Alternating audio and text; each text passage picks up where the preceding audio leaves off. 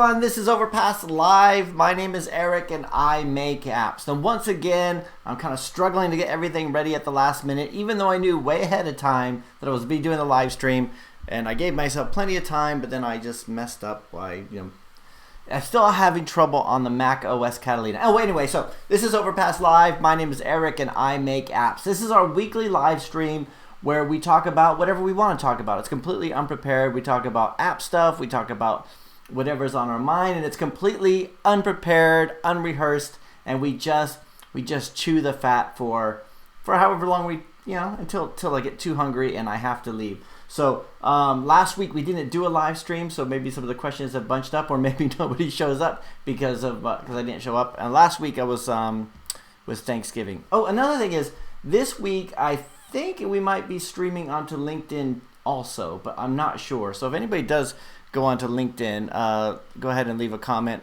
So last week didn't do a live stream. I went to London. It was like Thanksgiving weekend.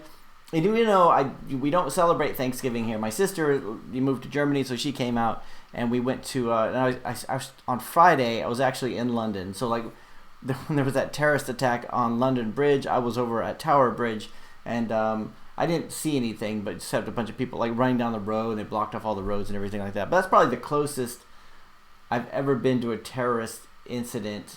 I mean, back on the 7/7 bombings years ago, I was working in an investment bank, which was a few blocks away from one of them, but it was in a building and all that stuff. So this was kind of cool. So Rodrigo is the first one. Let me just say hello to everybody. Rodrigo's first. Apavelli, yo Apavelli.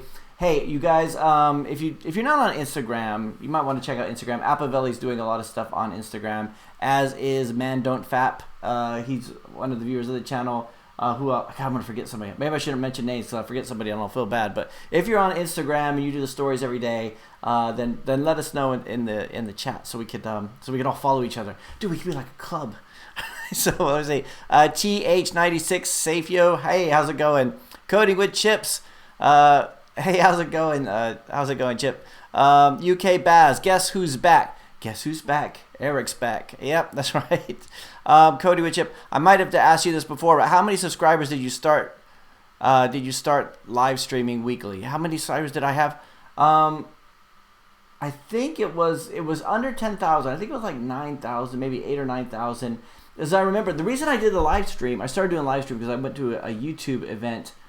Oh no, actually, it was one of these things where I got contacted by a YouTube consultant saying your channel's been growing a lot. I mean, it wasn't just me. Lots of people probably got it, and I took them up on the offer. Said, we could give you some consultation, and so I did. I booked it. I went into London YouTube office, and one of the things, I can't remember her name, but one of the things she said was, you should try live streaming because it'll help you engage with your audience, and you don't have to prepare in advance and all this stuff. And I thought, okay, yeah, I'm not going to do that. That sounds terrifying. That sounds terrifying, going on live and not knowing what you're going to talk about. And then, and the first time I did it, that's what I thought. I thought nobody's going to show up, and I'm not going to know what to say. I'm not going to know what to do. And now it's my favorite part of the week. And I know I say this over and over again. I keep thinking maybe I should move it to the beginning of the week, because on Friday night when the live stream's done, I feel like alert and alive. We've talked about so much. I mean, I'm a bit tired because of talking for 2 hours straight, when I could go like I said, I could go the whole day without talking at all, but just talking for 2 hours straight. But then I also feel this is good, the most interaction I have almost through the whole week. So I don't know if it's contributed to the growth of the channel or not. I was looking at the channel today, and only today did I update the channel promo. So that's what I spent this afternoon doing. I should have been doing other stuff, but I was I need to update the channel promo. It's been at 27,000. Well, it's been at 27,000 for about a month, I guess.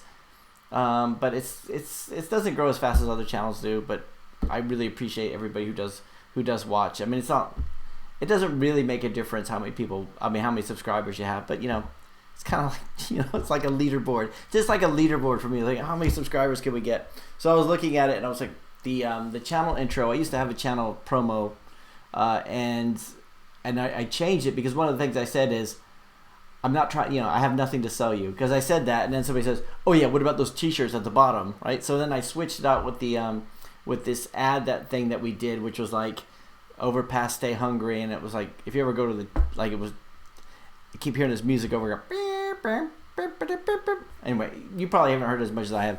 So so I used that, and it was kind of like, so people would find the channel, they would look at the channel promo, and it would be like, hey, we can make your app for you, which is not what the channel's about. The channel's about, we talk about app stuff. So only today did I go through and record a new one, and it hopefully it looked effortlessly, but I did record it a few times. But anyway, how's that for a tangent?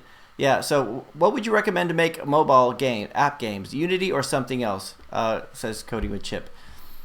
I think, for me, I'm stuck. Well, I'm not stuck. I'm in the Corona part. So even this week, I did a bit of coding. I keep looking at the so like Thursday night, I came in and I was working on it was Wednesday night. I was working on my bubble bath games, which are done in Corona.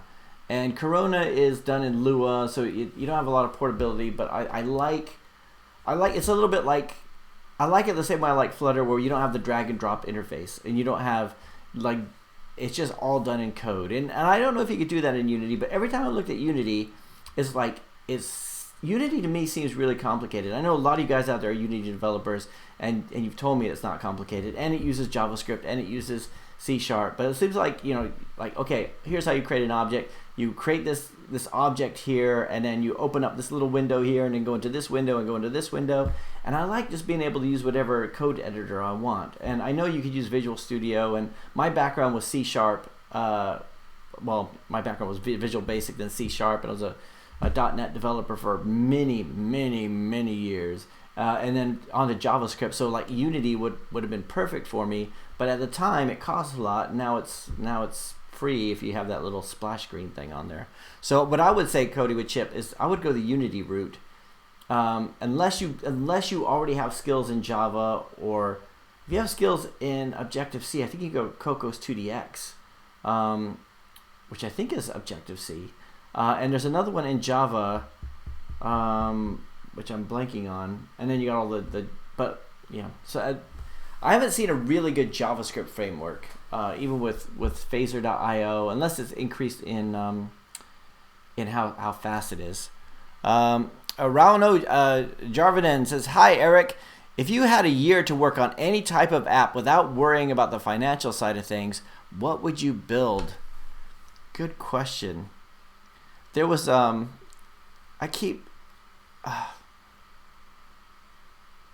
Okay, so if I didn't have, okay, so this is a good question. So if I could build whatever I want, it would probably be a SaaS application.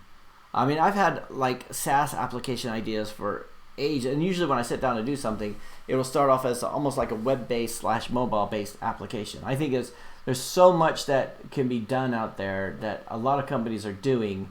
A lot of companies are doing it, but they're all kind of rubbish. They're all kind of, I mean, that's not fair to say because I haven't looked at them all, but I like the idea of the mobile phone being a tool, like something that I'll just tell you one of the ideas now was I tell you the idea now because I found out other companies were doing it, and because I don't know if it's because I was waiting too long, but like for me, I like the idea of say like a janitor or a cleaner or a machine technician being able to just get like scheduled tasks saying you need to clean the bathroom every hour.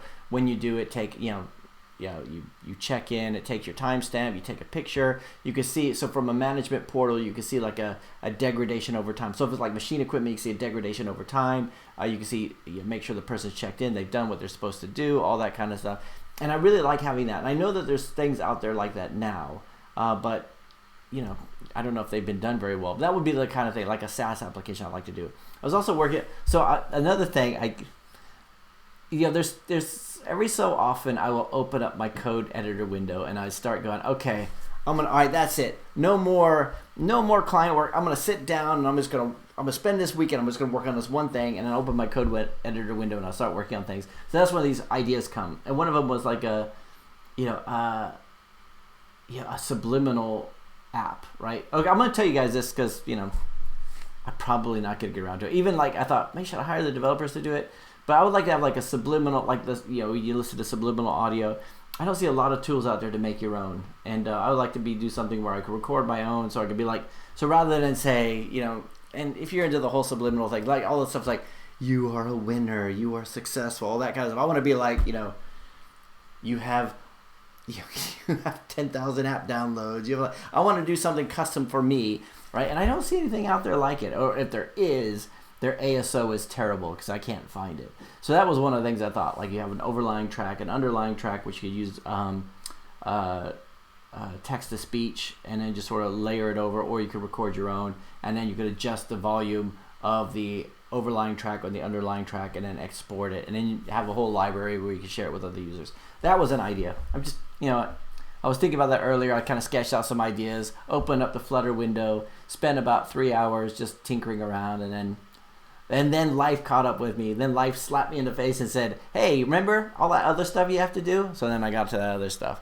But yeah, I think if I had like a full year, I would like to do a SaaS application with mobile. So like that's a lot of the corporate stuff that we do. Is like you have an admin site, you set up users, you download the app can handle the GPS barcode scanners, near field communication, all that kind of stuff, right? But you have that central reporting admin site, which is what I really like. Is that boring? It's kind of boring, isn't it? I should have said a game, but Rodrigo says I don't find it on LinkedIn. Like I said, so I'm using a service called Restream, which is why the stream goes on Facebook and Twitter, and I did set it up this week for LinkedIn, but I don't know if that's going to work or not. And also LinkedIn is a different crowd. Like I don't think developers will see it. It'll be like, actually I don't want to say, it'll be like digital marketers or something. Johnny goes, which you're welcome. Digital marketers are welcome, right? In the new economy, we'll make sure to be nice to you. Let's see. Appavelli says, how do you promote your iOS app in your Android app? Do you create a web view with a link inside the app? How do you promote an iOS app in your Android app? Why would you do that? Because your users would be on Android, right?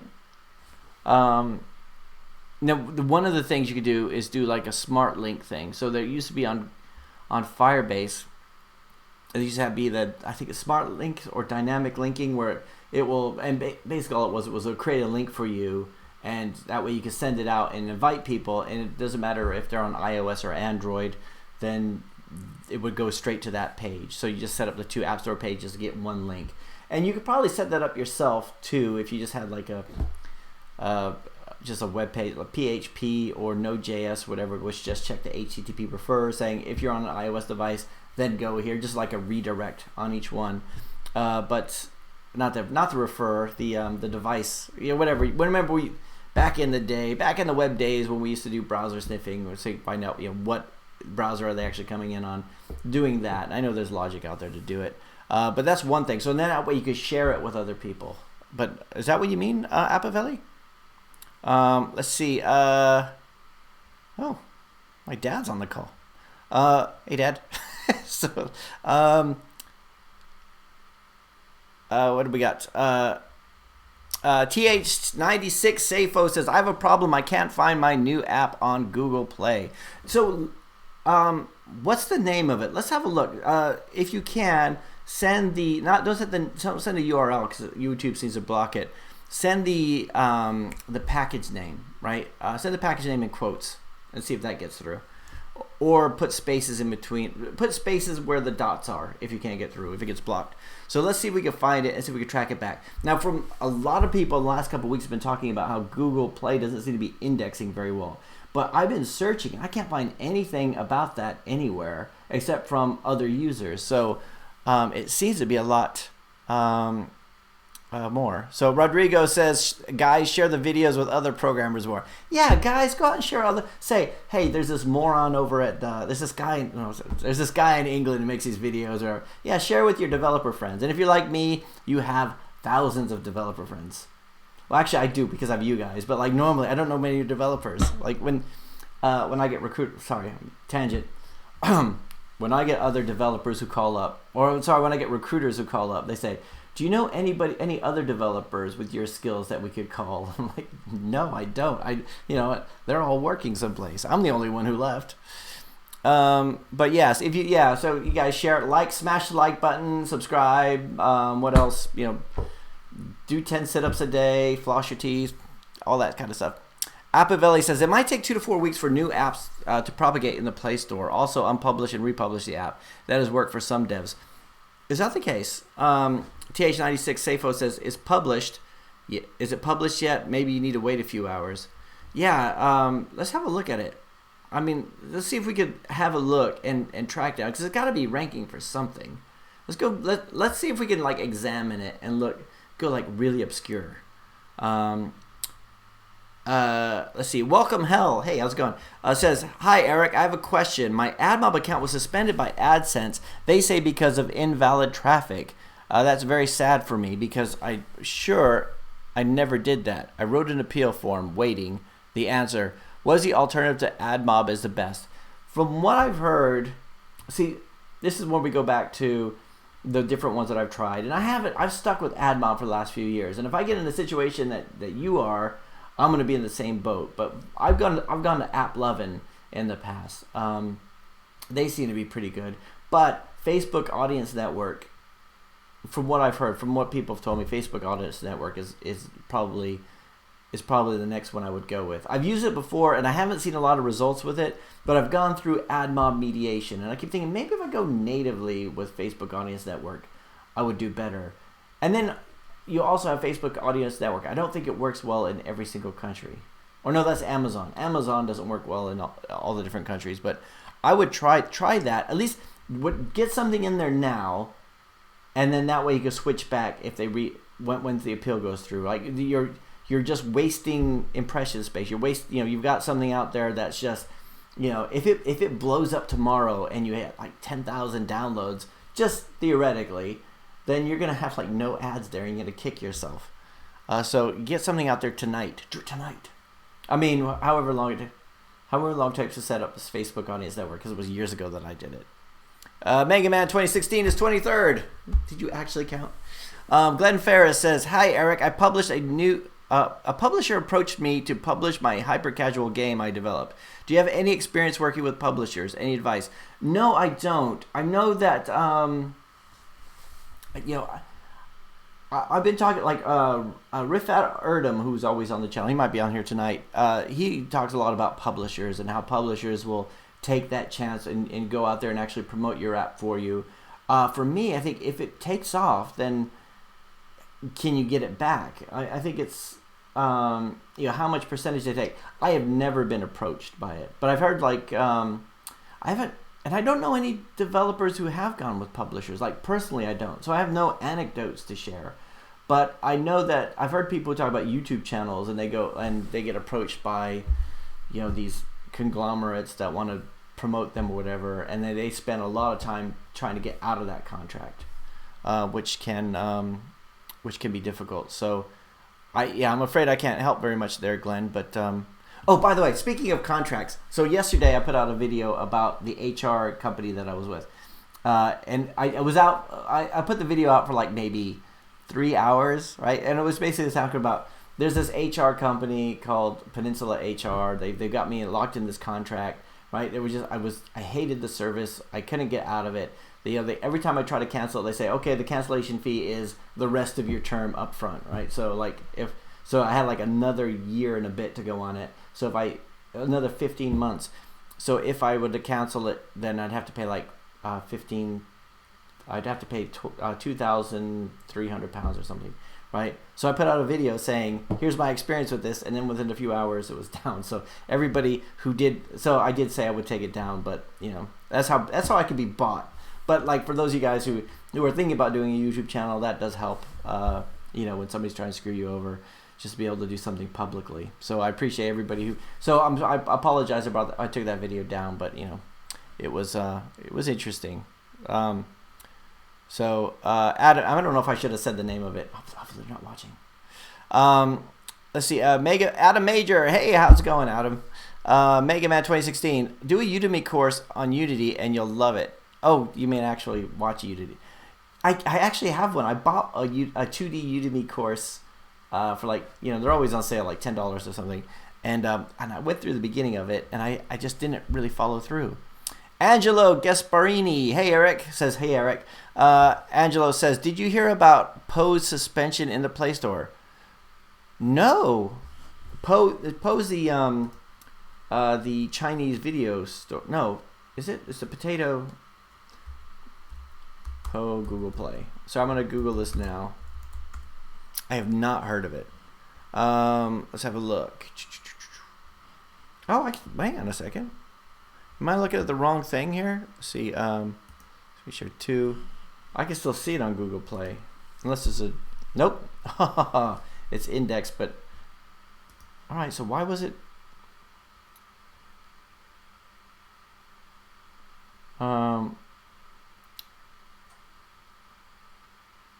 Wow. Yeah, but there's nothing in the news about that. No. So hey, why was it done? Let's go back to. Yeah, Angelo, I hadn't heard about it. I didn't even know what Poe is. But no, I should have been doing my homework this week, reading the news. Graham Ford says, I did make games use Unity and Playmaker. It works great.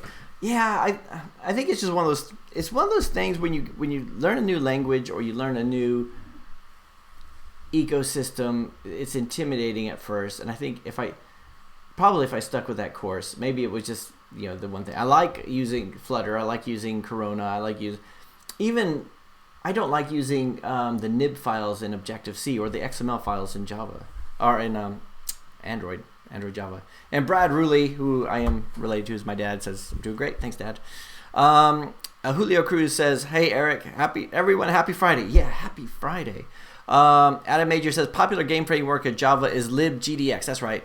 Godot game engine with language similar to Python is also very popular. Oh, cool. I've never used Godot. I've never used libgdx either. Let's see. Baber Community says, what do you think of Build Box Games? That's the one that's like Game Salad, isn't it? Or am I just... Let's have a look. I'm going to have a look here again. So my opinion is to come. So, but if this is like Game Salad, where you're actually like a drag and drop interface, no coding kind of thing, is that what it is? Or is it...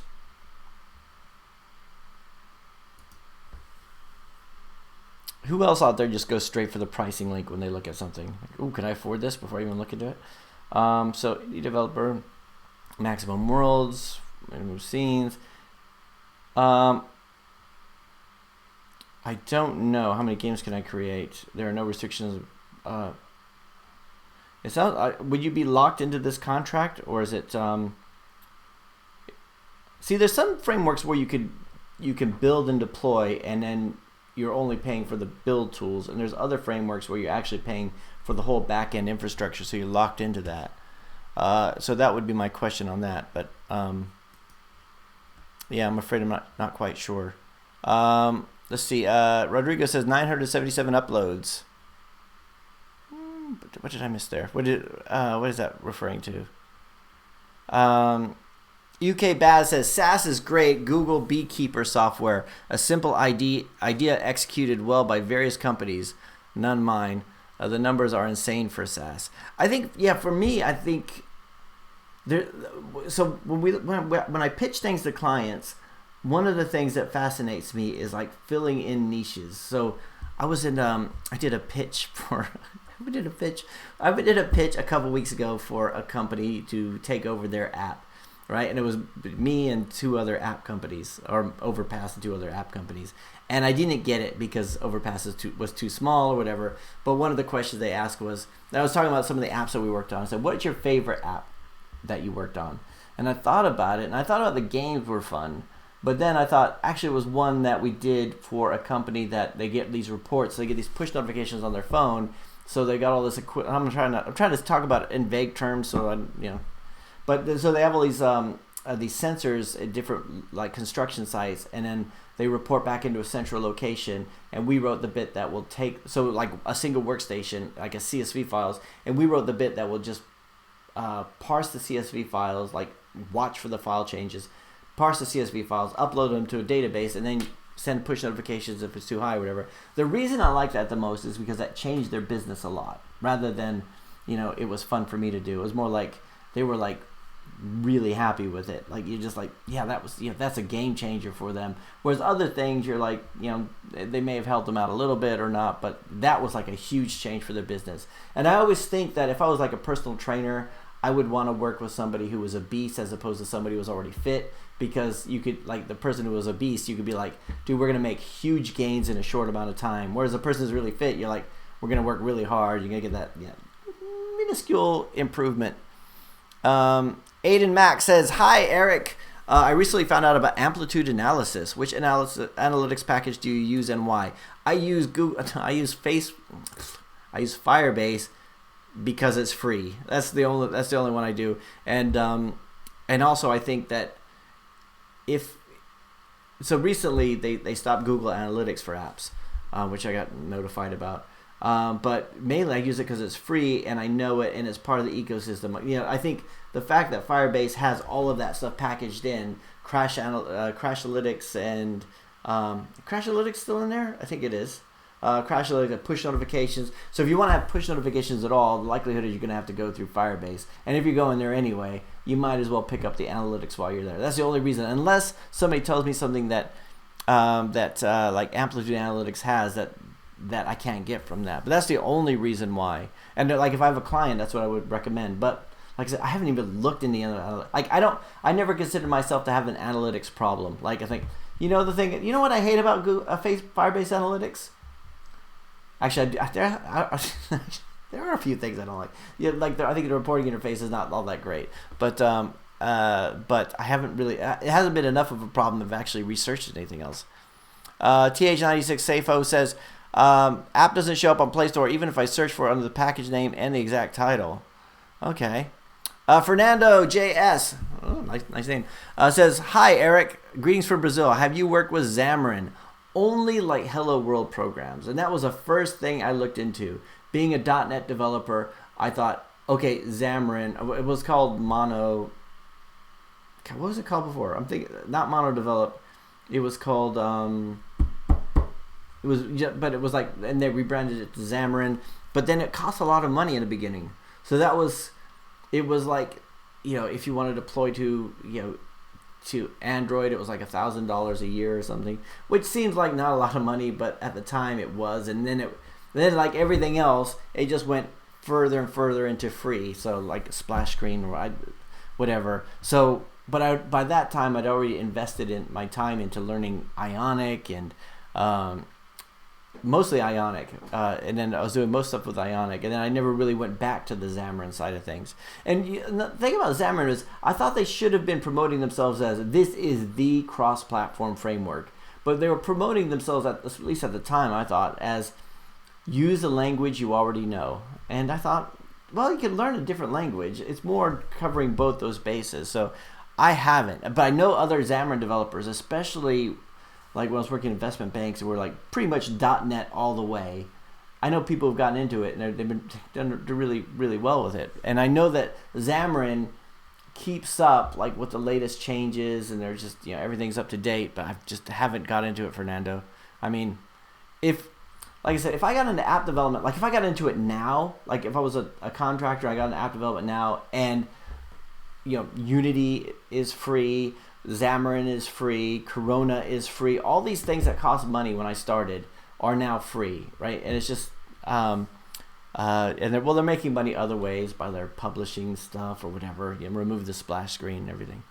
But it's much easier now. It's much cheaper to be an app developer now. Hitchum says, hi, can you talk about Apple developer migration process from individual to organization? Ooh, the process. I've never actually done like the process, but I imagine it would just be, I know that, okay, so I've never, I've never done that. So basically we have clients that are on the enterprise organization one. So you got the enterprise accounts, which are like $299 a year. And you've got the individual accounts, which are $99 a year. And the thing you get with the enterprise accounts is that you can distribute the apps within your organization. So you could either do like you could export the manifest and the IPA file, and then just like put them on a website, and then somebody could go to that and download it, and then they have to go into settings, general, device management. I approve this certificate. Shoot, we do that all the time. But I don't know about the actual migration process. I assume it would be easy though, right? I mean, because Apple would be benefiting from that. I think it would be like that main primary account holder would have to contact Apple and talk to them about it. But I've never done that. Our iOS account is the individual one, right? So I can still grant access to developers. I can still do all that kind of stuff that we do, but I don't need to do any enterprise distribution, so it hasn't really been an issue for me. Sorry, I don't have a very good answer for that one, Hitchup. That seems like the kind of thing that could come up in a client conversation, and I should know the answer. I feel more guilty about that one than I do about the libgdc one. Let's see. Philip Games says, "Hi Eric, I'm having trouble with my new game to rank for any keyword. Have Google changed things around?" I think they may have. I mean, I've been hearing that a lot, but could we have a look at it? Can you put the name down so we can have a look? Bojan Ramos says, Bojan says, "Hello, how are you doing? How are we doing? How are we feeling?" We're feeling good. We're doing well. Thank you. Thanks, Bojan. James says, "Hi." Hey, James. Rodrigo. Oh, Eric just called us friends. You guys are my friends. Look, well, yeah, we're friends, right? If I had to borrow money, I could come to you guys, right? Right. I'll share you my deepest, darkest secrets. No, yeah, like I said, I've always been just very introverted. I don't have like a whole lot of friends. Like I've just a few friends here and there. But so when we talk on the channel and I could do that, it actually feels really good just to have to be able to talk to people. Amen says, "Hi everyone." Rizwan Atta says, "Aloha amigo." Rizwan, aloha. Are you from Hawaii? I lived on Oahu for 3.5 years. Yeah, 3.5 years. I went to Leeward Community College. Oahu, because I was in the military. So I got out of the Army when I was in Hawaii.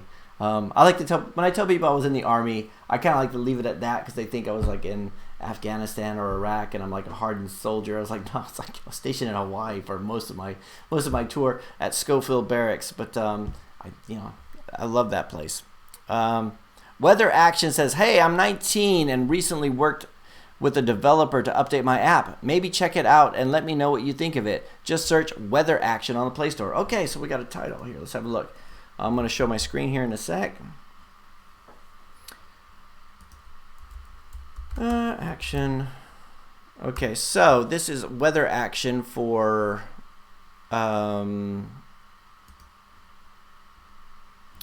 Weather Action for Weather Action. So here we go. Oh, you're ranking first for it, your own name, which is rare these days.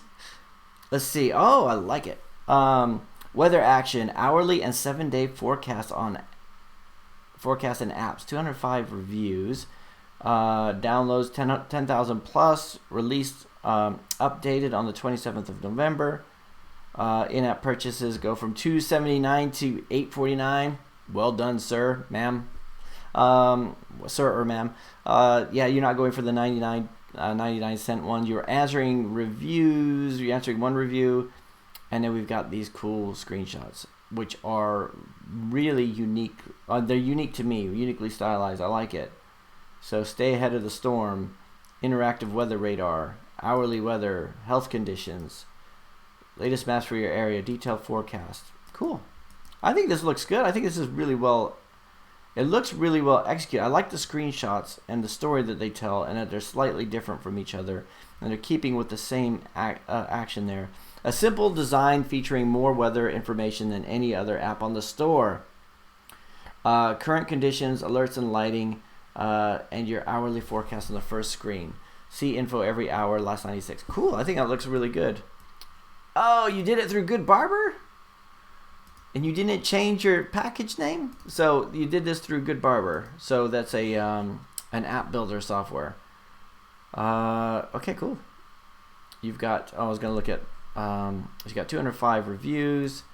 Quite a few of them are bad. Well, some of them are bad. To me, that 3.9 to me is decent. I think that's decent. but you did it on. Wait a second, you went with an app developer on this one. You said. Did you say went to? I recently worked with a developer to update my app. So, but this is on Good Barber. So is he using like the Good Barber interface? Good Barber, if you're not aware, for those of you who use Good Barber, is like Appy Pie or one of the other ones. So you create a mobile app, you pay a fee. There's a free version, and you just basically you can just build your app and deploy it. It's almost like a what would I say? Well, there's loads of Appy Pie and Siberian CMS and all this kind of stuff. So, cool. Anybody else have anything they want to say about that one? Speak now. Speak now or hold your peace. Let's see. Graham Ford says, I work with publishers all the time if you need any info. Really? Okay, so Graham, let me just ask you, and I'm going to have to scroll down to see the answer. What is the biggest benefit to working with a publisher? And did you approach them, or did they approach you? I mean, is that like, I'm asking for a friend. Maybe I'll go for a publisher if it works out. Bojan says, regarding publishing, I think it's worth it. You just need to set reasonable time of the contract. Oh, okay. Eamon says, hey, Eric, what's up? Any tips about managing a remote team? I mean, Slack and Trello are champs, but what about tracking time and payment? Still using Hubstaff? So, Eamon, good question. So I was using Hubstaff for a while, and for those guys who don't know, Hubstaff is like it's like Time Doctor, where it just and there's other ones like that, where it takes a screenshot at random intervals every 10 minutes, so that if you have somebody working for you, you could check those screenshots, continuously.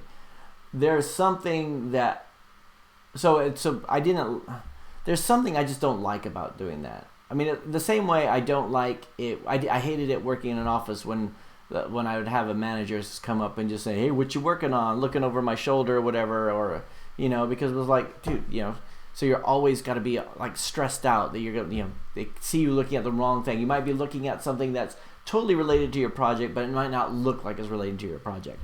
An example is Googling something, trying to find an answer to your query, and you go to a website that has way too many ads and doesn't look like it's a technical website. That was something that I always came across on when I was working on a contract. So I hated the fact that I was taking the screenshots, but at the same time I was like, well, I'm paying for the time. I got to make sure, and the clocking in and clocking out. So what I did was I used the blur function, so they would blur it so I couldn't actually see what it was. And to be honest, I hardly ever looked at the thing. And in the end, it was just like, look, we're gonna go based on what's actually produced. Like, we're gonna go based on, like, if you do something that I think should take 8 hours and it's then that's fine, or you think should take that amount of time.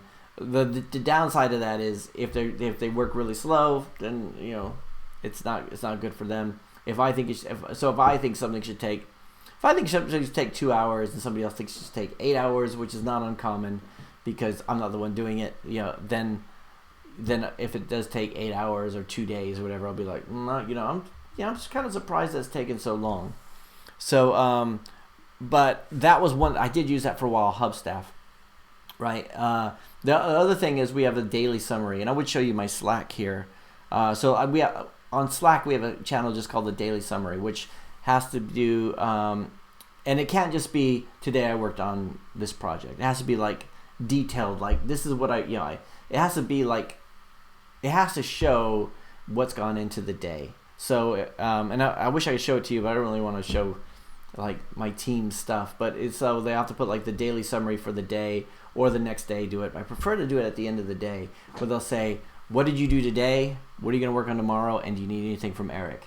And that what did you do today can't just be research such and such. It's got to be like, looked at this website, this, right? Because when I was working contracts, that was something that I did. When I was working a contract where I worked from home, if I worked on site, I figured I'm on site, they could see what I'm doing. He's poking his head over my shoulder anyway, right? But if I was working from home, I actually felt kind of guilty. So I would just say, like, at the end of the day, I would say, okay, this is what I worked on. I spent 2 hours working on this, 1 hour working on this. I spent 30 minutes researching this. We had that meeting. So it was like just doing that. And they don't have to check it, but they could if they want to. And plus for me, it was a good way for me to just go, oh, that's what I actually did. It was like journaling almost. So that's something that I do require from my remote team. That's probably the biggest thing, because, and like I said, I might not check it every day, but like I might go, like it'll be like a Sunday and I'm like, man, where are we with that project? Let's scroll back into the daily summaries and, is anybody actually even working on that? Has that gotten ignored? Is that like forgotten? So I'll scroll through that.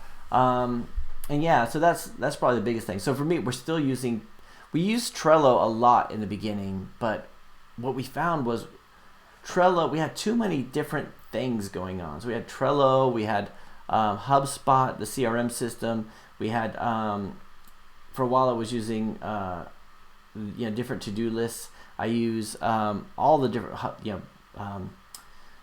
Basecamp and App. So Aptana? Aptana is the PHP, but whatever the one. I tried to use Jira, but it was too complicated for like non-developers. And so we tried a lot of that stuff. So now most of it's done in, we have a daily meeting. That helps a lot. When we weren't having the daily meeting, it was like just, first of all, nobody felt like they were part of a team. So we do have the daily meeting, just to say, let's catch up and let's do it on webcam. Well, it's not webcam. We have once a week we'd have the webcam one, but mostly it was just voice, because I just want everyone to know, that kind of stuff, and everyone gets at the same time. And that's kind of one of those important things to me. But the one thing I have let people go because they didn't do the daily summary. And it was like, dude, I'm not gonna tell you again. You gotta do the daily summary. And I had one designer. He was like really, really talented, but he was just not gonna do that daily summary. And it was like, you know what? I can't. I need to have. I got clients contacting me, asking me about updates, all this kind of stuff, and you can't even do the daily summary. I don't care how talented you are. You're out. Ooh, I'm a tough talker when you ask me those questions about the remote stuff. Bojan says also you might want to add a clause if nothing happens within X months, contract expires. Graham says it does not work like that. Yeah, can you set those kind of let's see. Amen says, lol, YouTube covered my PAYMENT word. Oh, really? K-Dog says, K-Dog was actually blocked here, but I can unblock him. Oh, where'd it go? Oh, I'm way behind another question. All right. I was talking to my brother, and he said sometimes he'll come on here and... Oh, here we go. UK Baz. Did I miss this one? UK Baz says, not built it out for 4 years. The last one was...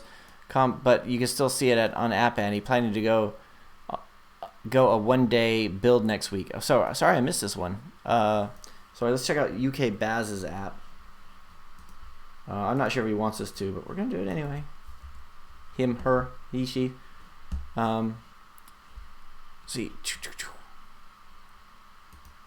So it's called... Oh, wait, it's not here. Has that been removed? Or am I just doing the wrong thing here? All right.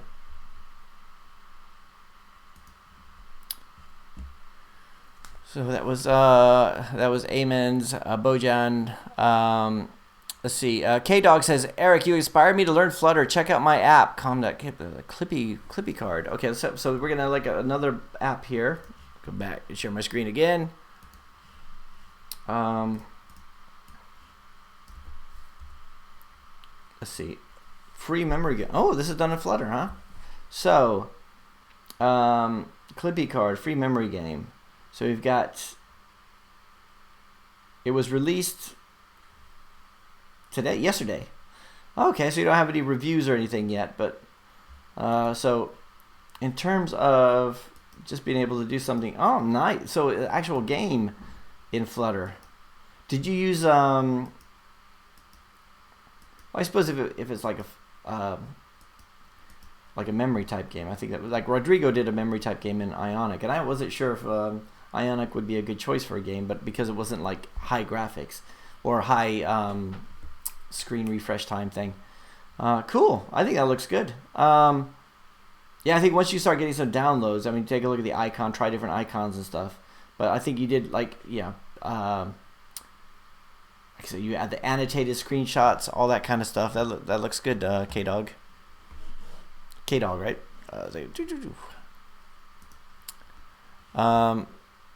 Let's Let's see. Rizwan Ada says, "Watch your video on the HR company issue. Nice step taken. They should have been treated like this.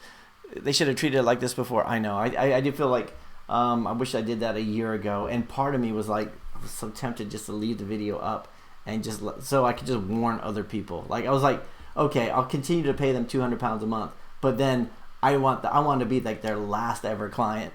It's like I want anytime anybody searches for it, I want them to find that video. But then I was like, it's £2,000, and but yeah, that was kind of a thing. So TH6 Safo, TH96 Safo, who's a robot, I assume, says he gave us this app here. I am TH96 Safo. It's not live. Oh wait, did I copy that right? Oh, sorry, I didn't go to the E. Green game. Oh, here we are. So we're live. So tips for Stump Me, cool. So what keywords are you actually going for? So you say it's not ranking at all. So if I go tips for Stump Me 2, play.google.com. Let's go up a new window here. And do play for Stump Me 2. You say you're not even ranking for your own name, which I've been noticing. No, here you are. No, actually, this is a different name, isn't it? Wait. Tips for Stump Me 2, which is actually not your. It's not your game. All right, so can you do that? Is that like not your game? Could there be an issue there? So you just released it a couple weeks ago. So your icon looks a lot like that one. Let's do it in quotes.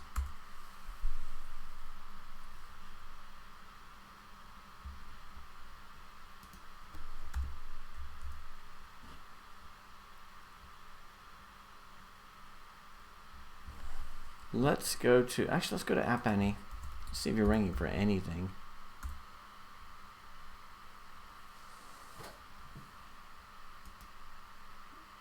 Well, I'm just wondering if that's not your app, and the icon looks very similar. I would imagine. I mean, I know you're saying it's tips for it, but I'm just wondering if you'd have any issues with that. So I'm gonna go for. I'm just gonna go pick a random one.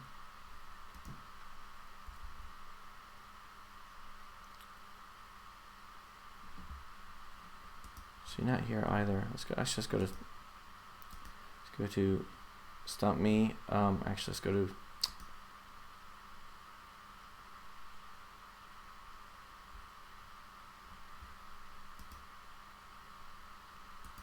Stump Me. And really, what I want to do is take that package name and see if we could just find if there's anything related to this. Actually, no, it's not working. Yeah, I'm not sure why, but yeah, how long has it been live? TH96 Safo. Let's see, what do we have? Build boxes BS. Poe. So Angelo says Poe is a game in which the character is a potato. If it had 500 million downloads in the Play Store alone, why did they remove it? Philip Games says. Philip Games Dev says. Mine is this. We're gonna have a look at this is Philip's game here, which is Ollie King. So is this done in Philip? Is this done in Unity? You would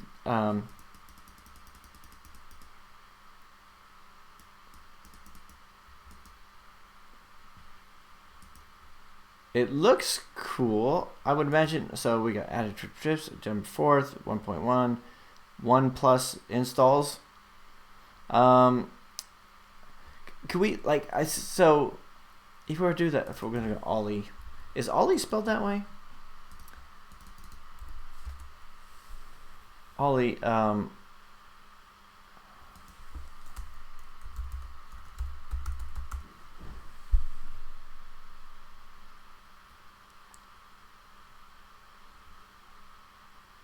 Because the one thing I would say about this one is, this is my opinion until we test anything. I mean, just like if I was going to make a hypothesis, I would say, look at different icons and try different icons, but then also see if it's showing up in the search. So like I said, I wasn't able to have a look at the search terms that come through, but then I would think that, so then look at the user acquisition report. So when you get to this part, I think this is a perfect candidate for a video of the gameplay, and then also annotated screenshots about it, because we have a lot of empty space here.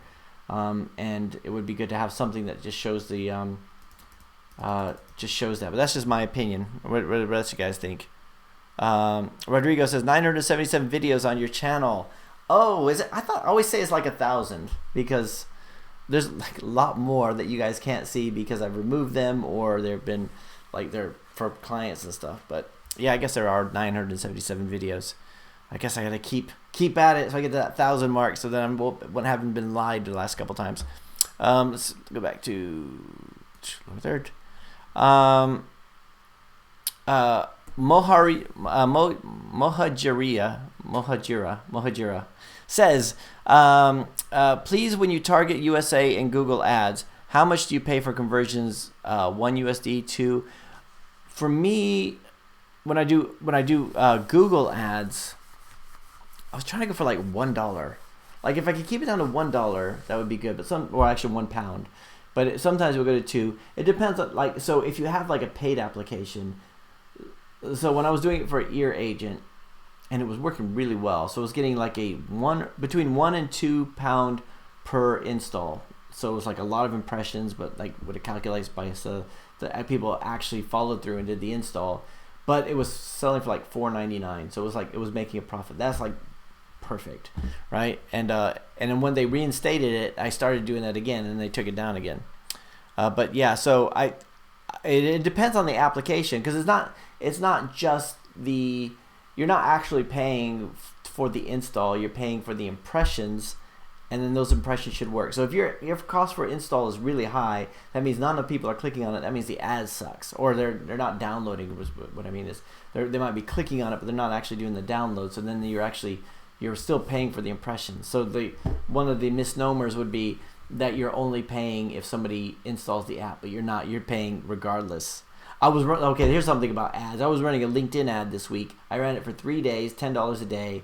My cost per click was $29.75, which is like unreasonable. That was just in the Overpass page. So like that, it shows that either LinkedIn is too expensive, which is probably the case, or my ad sucks, which could be the case too. So that's why you start small and you try different things. So you try to get that cost as low as possible. Shivam Chowdhury, hey Shivam, how's it going? Says, hey Eric, which hosting should I use to install my backend server of the app? My favorite, I used to use AWS, and then I had some developers say they use DigitalOcean because it was much cheaper, and DigitalOcean is much cheaper. So just getting like a Linux server, like a dedicated Linux server, and just being able to upload it there would be, you want like the lowest cost, especially because you could always move it.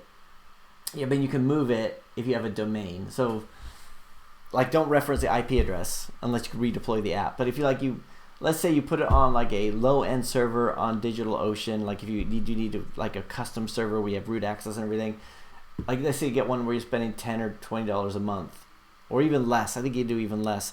Then if it really takes off, then you can move it to a bigger server.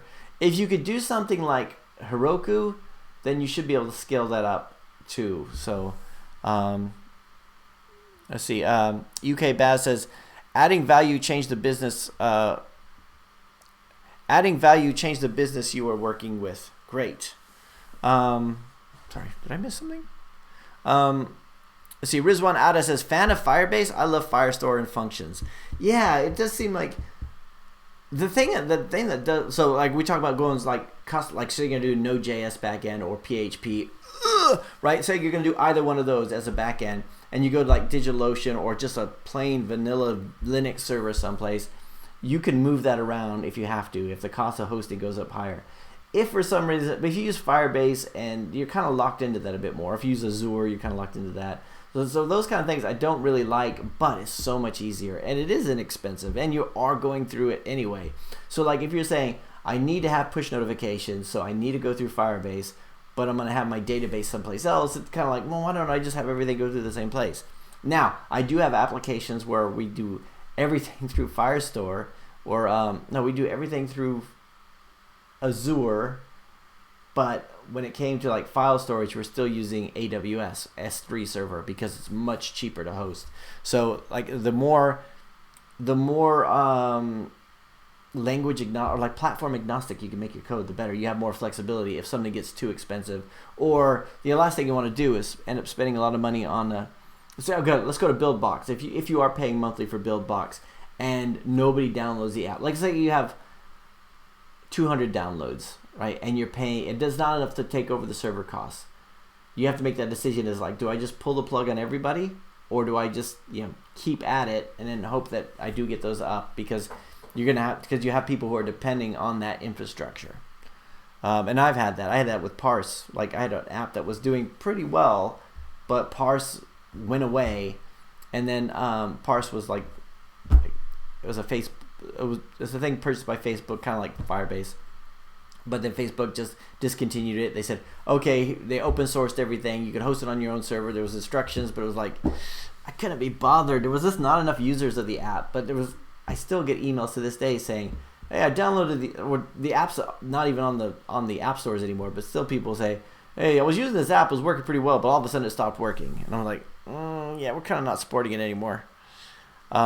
Which is, I hate having to tell people that. Weather Action says, for migration, you have to submit the forms pretty much proving you have a business. Oh, so going from Apple to whatever. You have to do that. I had to do that anyway. Is that what we're talking about? So we're talking about going from an individual to a business account as opposed to an enterprise account. Yeah, so I set up as a business to begin with. So I had to go through all that, set up your DUNS number and everything. Your Dun and Bradstreet number. Let's see. UK Baz says, missed my post at timestamp 1718. I think I got back to that one. I think I did. Weather Action says, I used to be on Good Barber, but not anymore. I just didn't want to change my package name. Ah, okay. I see what you mean. Yeah, you change your package name. You have to move the whole thing. I was on Good Barber until that previous app did good enough to support development of the new app, which was built on React Native. That's the way to do it, son. You build it on that, test the market on Good Barber or Appy Pie, and then if it takes off, you're like, ooh, I can get something on there. You know that it's going to make money. That's very smart. Dr. Ben says, any solution for the ranking problem in Google Play Store? I don't know of any. I think what I would do is contact Google Play. I mean, if it's not ranking for any, and like a lot of them seem to be that way, I would say, Google Play, they would know, right? If you can't even search for it based on the name, then there's something wrong.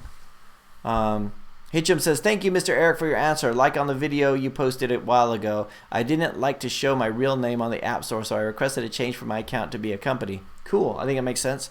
It's a boring, time-consuming process. It took more than 30 days and still waiting. Thank you. I'm always learning from your videos. Keep it up. Cheers from Morocco. Morocco. Awesome.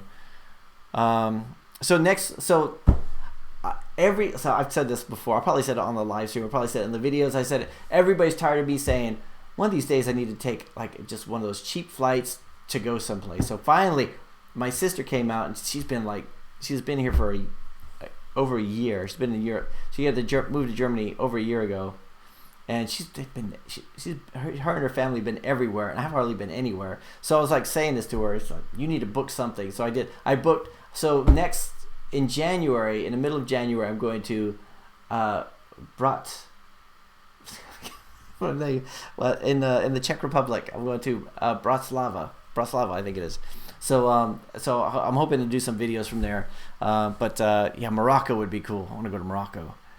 Let's see. Sorry, where did I go? Sorry, I lost my place. Harish Devanyagam. Harish says, how about social media app that allows searching for new friends nearby to hang out in a restaurant? Might sound a bit weird. I've had like prospects come to me, and that kind of thing. I want to find people nearby to play tennis, for example. And I'm always thinking, you'd have to have like And this seems like the kind of thing that Facebook could easily take over that functionality.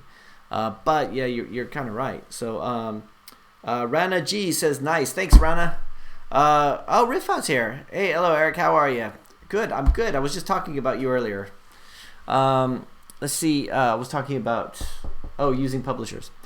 Rizwan Ada says, have you used Notion? No. Oh, you know what? There's so many. I think I'm getting old. I don't know all these new things. Notion apps.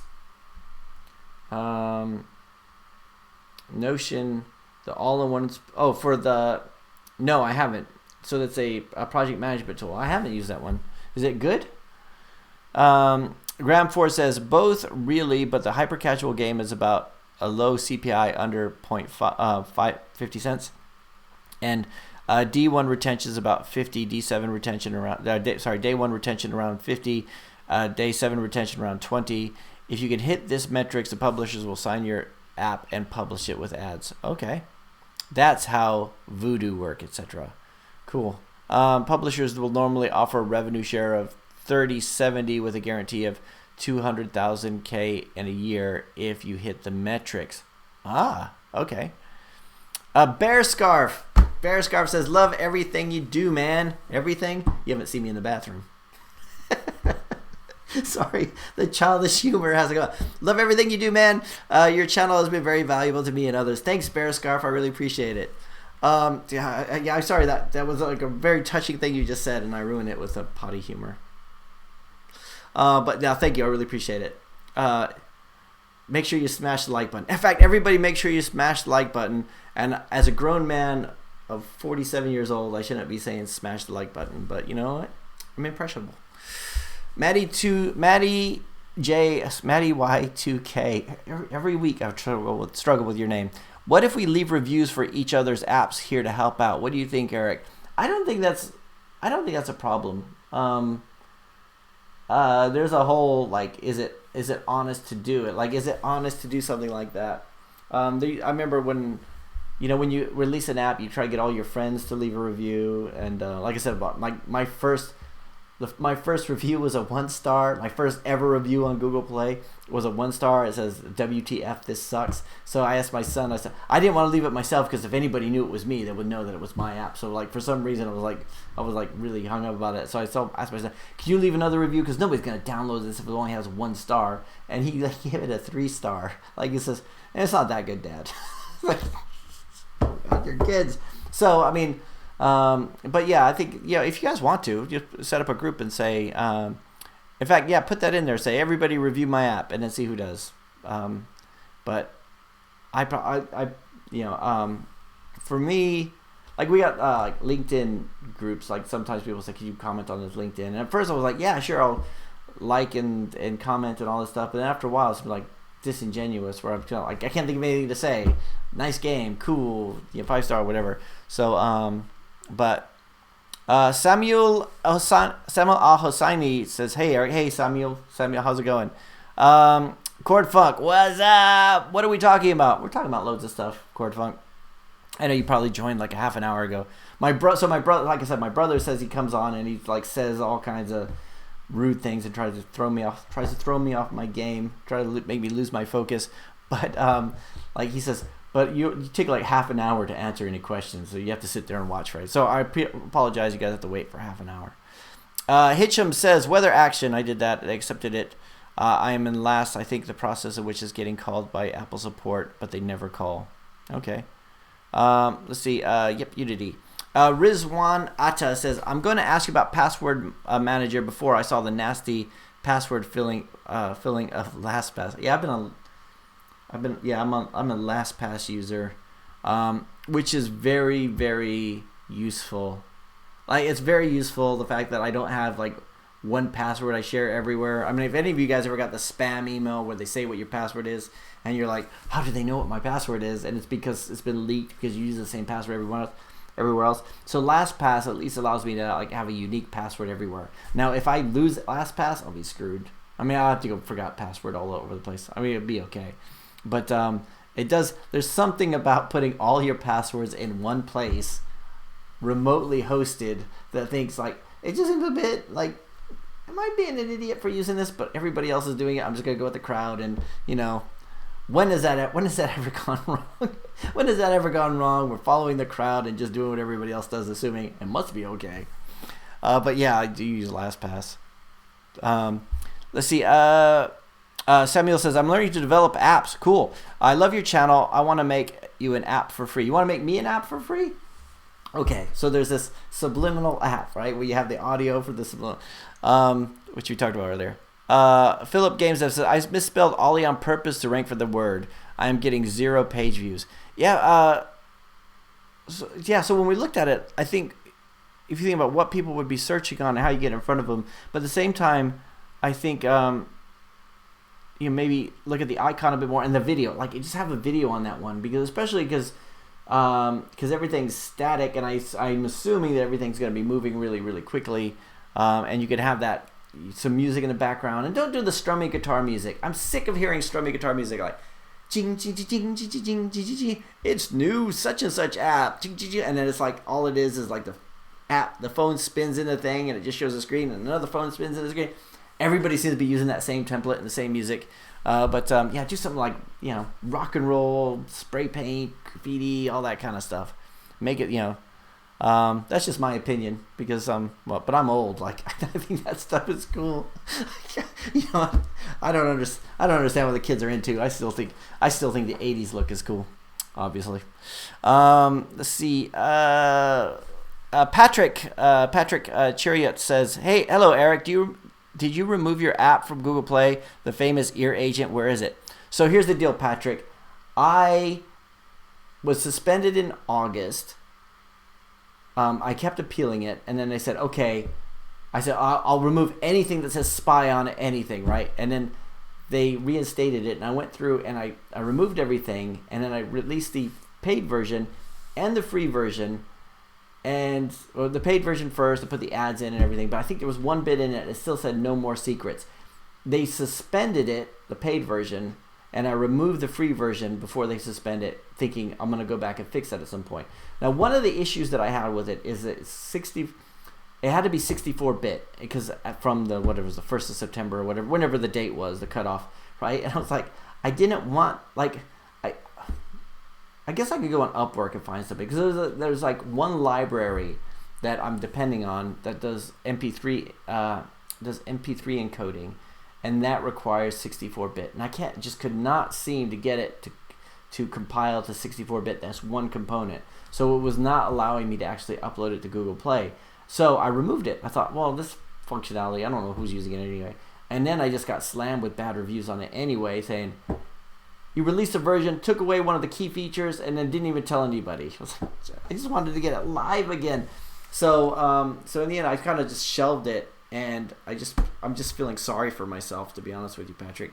So I need to get back and do that. And then I'm wondering. So the thing is, it's been out of the market for so long. There's so many copycats, which include Google, by the way. They released their one. So I'm thinking, am I just better off to focus on client work, get my Bubble Bath games updated, get all the other stuff, and get all that stuff back up? Because my daily revenue is like 30, 40 pounds each day, and it used to be like 100. So it's like one of the things that it causes me stress. I'm prematurely aged. I'm actually 22 years old, but I just look a lot older. So, but yeah, that's where we are with that. Vanraj Ged says, hey Eric, after a long time watching you in live, good to see you. Good to see you too, Vanraj. I'm glad you could make it. So Cord Funk says, talking to Philip, game dev. Graham 4 says, and the way they test metrics is by running a 3-7 day test where they pay for ads for you. Oh, that's cool. Where did I lose my place? PHP. Says Cord Funk. Christopher. Hey, Christopher, how's it going? Hey, Eric. Do you have to pay taxes on the money you make in the app stores? How much of the proceeds should you put away? I do, but my accountant takes care of it. So on on the App Store, I don't. They do all that.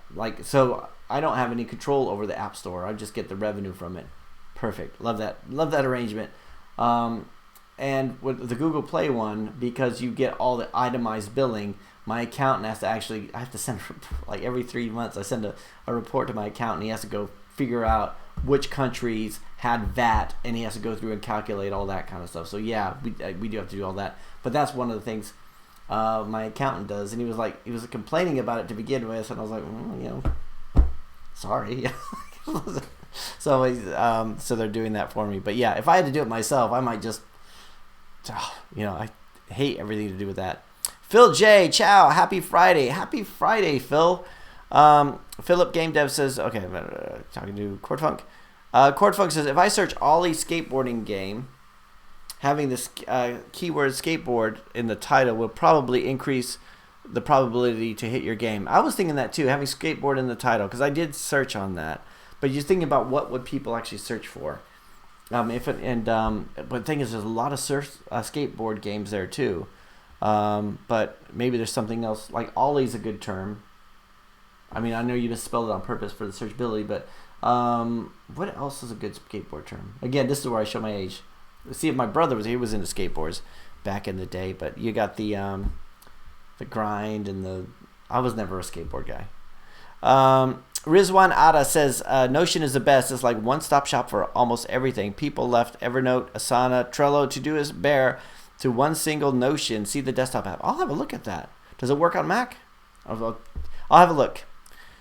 Because for a while, I was always changing project management tools and CRMs too. I was all all right, we're going to move everything from Streak CRM to HubSpot. We're going to go from, I can't remember all the CRMs. Sugar CRM to Salesforce or whatever. And I keep going to all these different ones. I think, this one has integration with this. I mean, it was just like constant. And I thought, I have to stop. I have to stop this with project management. Like, I think, sitting around just changing things all the time. Let's see. Phil J says, normally I write native iOS, native Swift apps, but I'm considering writing PHP apps so I can address a potential larger market. Any resources you recommend for starting researching frameworks? I don't know if I have, I'm just not a PHP fan. I know there's Laravel and Cake and stuff, and I have developers that do stuff in PHP, and I like Node.js myself, and I like the mean stack. Mean being MongoDB. Although MongoDB, I like mean stack with MySQL. So let's say MySQL, Express, Angular, and Node. Those are the ones that I like using personally. But I don't do all that much code myself. So like a lot of times, it's not like the developers. I'll give them leeway there. Like if they want to do PHP, if they can do better in PHP, let's do it in PHP.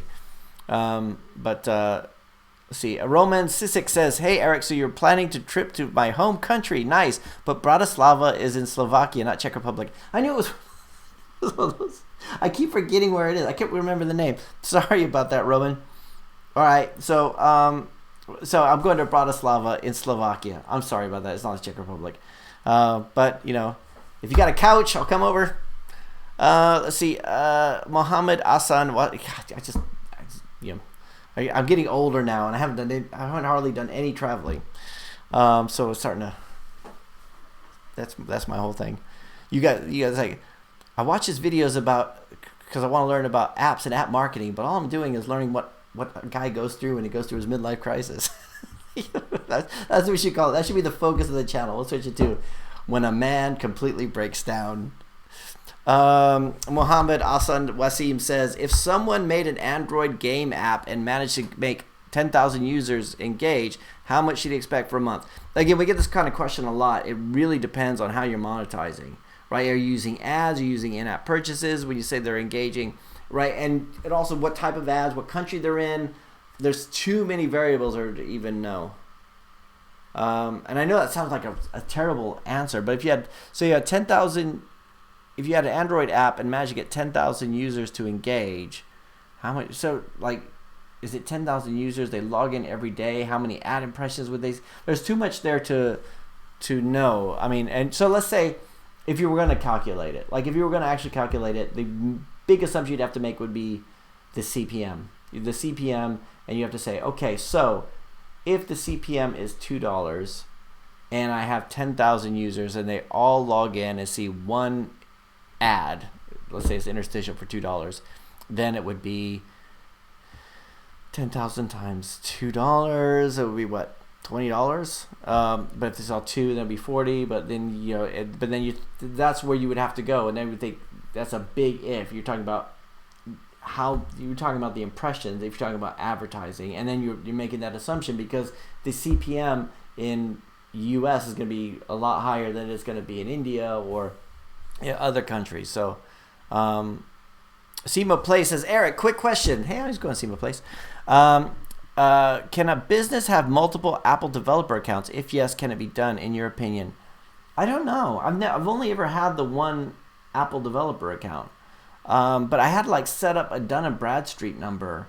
So I don't know if that's a requirement for Apple. I don't know if they would allow that or not. Good question, though. Because you have to prove that you're a company. I would think that no. I would think that it wouldn't be, but that's just a guess. Quardfunk says, yo, Eric, used any new cool technologies lately? No. No.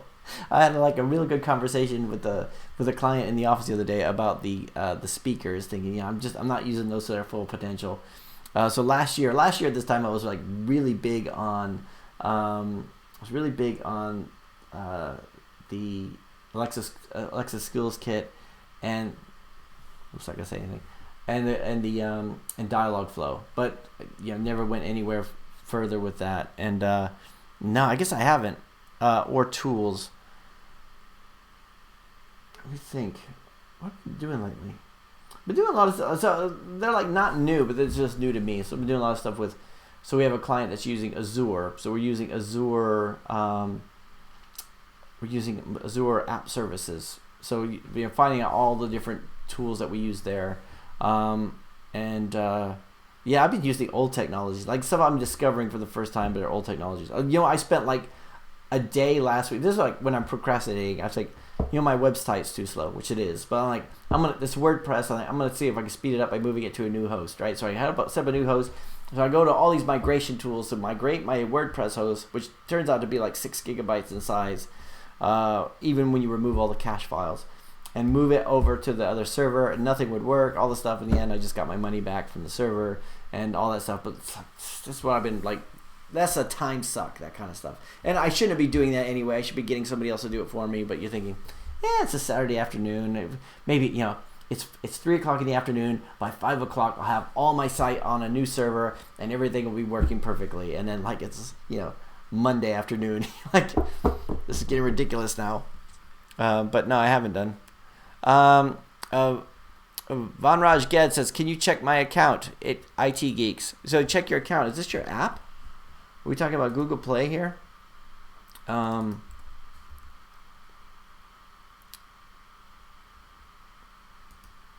So is it Vanraj? Is it? I want to make sure I'm looking at the right thing before I show my screen. Actually, let's share the screen. Is it this one? Is it IT Geeks here? So you've got Gujarati GT General. Oh, Gujarati quiz. Okay. I have a Gujarati game. Full system info.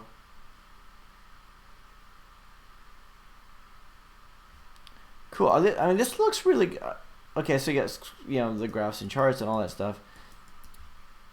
So you got full system info. I think you could. Oh, whoa! Wait a second. Is this your thing? Hang on. Let's go back to this thing. I'm sitting here about the. Yeah, those are all my apps. Okay, I was about to criticize this. 100,000 plus downloads. I was gonna say you should probably have more information in the title. It says CPU device memory. I think you should probably put a bit more on there. Blah blah blah. But no, dude. 100,000 plus. It looks and 2,000 reviews. Oh, nice. Okay, let's take a look at the other ones. How well are you doing here? Sorry, full system info. Status downloader. Yeah, see, I like those screenshots.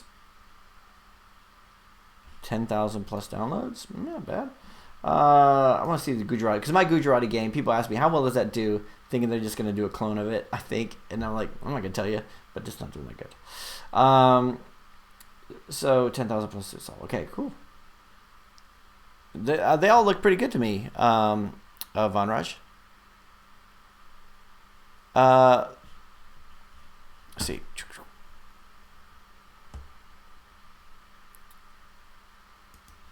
Let's see. Rodrigo says, LastPass is super secure, recommended by the security pros like Steve Gibson and many others. I think you can enable two-factor authentication on LastPass account, and that helps a lot. Yeah, maybe. Yeah, I suppose I do. I'm just hoping that's the case, right? I'm sure a lot of people said that. What's the FTP one? Not Express FTP, but the other one. Is it Pure FTP? When they were hacked, I'm sure a lot of people said they were secure, but and it's like just one. It could be like super secure, and then like have one leak or something. But yeah, you're probably right. John Mullen, hey John, how's it going? Okay, Eric, we didn't have the live stream last week. We were all expecting the good 3-hour session tonight. A blank whiteboard. I was gonna write something up there, and I just I couldn't think of anything, and then I ran out of stuff. Let's write something on the whiteboard. Let's write something. Let's write. Nothing. I got nothing. So today's December 6th. Tomorrow's December 7th. A day that will live in infamy. No, we don't want to go there. It's too dark. That's Pearl Harbor Day, when 1941. All right, we'll think of something. If anybody has any good ideas for that. Oh, John was asking about whether I was going to talk about this, and I forgot. Now, if we had an event in London, like we said, like for those of you guys who are in the UK, and like we said, we're gonna have an event in London, and we had we met up together, and we had like conference and stuff like that. Would anybody be interested in that? Because John was saying that might be something to be interested in. I thought, similar to a live stream, I thought if we had an event, I'm afraid nobody would come, and I would just be sitting there like, yay, here's 2 people, and we'd be like, we got all this space, all these chairs, like we rented out this whole ballroom. Let's see. Rodrigo says there's also a tech called SQRL, Squirrel, that will eliminate passwords. Check it out, guys. Oh, okay. As If Gaming says, my app got suspended from Play Store and my money added to payout section in Facebook Audience Network. What do you think? I'll get payment or not? I would imagine so. I think you would, because like when my app got suspended, I still got paid, like up until that time. In fact, because if your app gets suspended, you could still have apps out there still generating revenue because people still have it downloaded. So, if you look at your stats, you should still see there's impressions and stuff. Let's see. Rizwan Ada says, do you have Discord? No, my kids keep saying I need to get Discord, but I haven't used it. You're talking about like for using it within a team? Alessio Luciani says, what is the best alternative to AdMob in your opinion for mobile as of now? Thanks. Again, my opinion, because I use AdMob and I haven't really used anything else for a while, it changes a lot, which is why you should be flexible. That's why that's why mediation works, because you could switch on a dime, like if one goes up, one goes down. But Facebook Audience Network I've heard a lot about. I've heard a lot of good things about, even though me using it through AdMob mediation has not done that well. And then you got AppLovin. I think AppLovin does pretty well. And then Rizwan says, I'm suspended too. How many suspensions do we have here? We should form a support group. Boy, when your app gets suspended, like I don't know if you guys feel the same, but like when your spy got suspended, when Ear Agent got suspended, I was just like mad at the world, because it's like, you're not doing anything wrong, right? I mean, some people actually are. They're doing copyright infringement, or they're like really seedy stuff. But like you're just like, all of a sudden it gets suspended. Like you're like, well, there's no warning or anything. It's an algorithm, and you're just like, you're thinking, well, this is, because if you had a SaaS framework, they couldn't remove it. Like they can't like remove a website, but because you're going through their store, they can. I mean, you can go through Amazon and other app stores, or you could just go all guerrilla and have people just be able to download the APK. But yeah, I was really upset about that. Flanky Flanked 14 years ago says, wave if you read my comment. I cannot listen to you because I cannot seem to find my headphones or in my laptop speakers don't work. You're probably not still around, but here we go. Everybody wave. So Venraj looked at his apps. Here's one out. I'm in the management app changer phase 2. Let's see. ChordFunk says, right, PHP sucks, but it's better than Perl. Perl. Yeah, oh God, I remember. So like my first, back in the day, my first IT job. So I was working at an investment bank. They hired me. Again, I told the story before. Like, I should not have been in an IT job, but like, I still think they probably hired the wrong Eric at this interview evening. And either they were really impressed with me despite my lack of experience, which is what they said. But part of me still thinks they may have made a mistake. But I was still like, I'm gonna learn as much as I can. I'm like not gonna let go. But like, I remember there was a one Perl developer there, and he was talking about how great Perl was, and he was just so and it was like, it was right when just before ASP pages started taking off, and Java server pages, or Java app. So it was either Perl or Java applets within the investment bank, and then ASP started to take over, and everyone talked about ASP can only support like 10 concurrent users, which was totally untrue, but that's what that was the rumor going around the investment bank. Samuel Al-Hosani says, what do you think about Flutter over native apps? I think if you could see, the reason I want to use Flutter over native apps is because native apps are going to always be current. But it gives you an advantage because you can deploy to both of them at the same time, right? So that's always the thing. I mean, I think that's why I use Ionic over native apps whenever we can. The only time I won't is if I think we definitely need native functionality for that. And sometimes we'll have clients that we have one client that they specifically wanted native apps because they needed the accessibility features, which were very difficult to implement in a Cordova based application. Right, and I don't know how Flutter would handle that. I looked into that. I looked into like Flutter and accessibility. Does it work with Talkback? It's Talkback, right? The Android and the iPhone version were hearing impaired and visually impaired. Those kind of tools. ChordFunk actually it's not that bad, but it's easy to do bad things in PHP. Yeah, it's the same. It was the same with VB.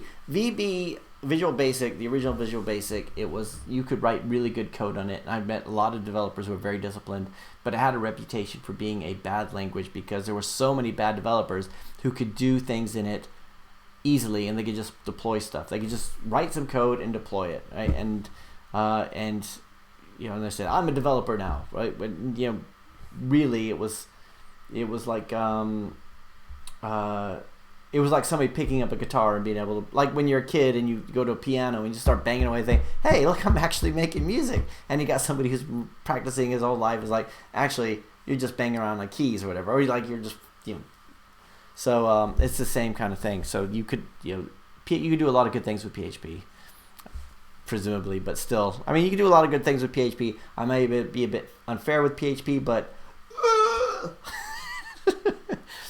let's see. Fizz007. Hey, a bit late today. That's all right. We're just we're gonna be here all night, man. Tom Printy says you could do really bad things in C and C++, but it's still used. That's true. I mean, yeah. I think the best languages.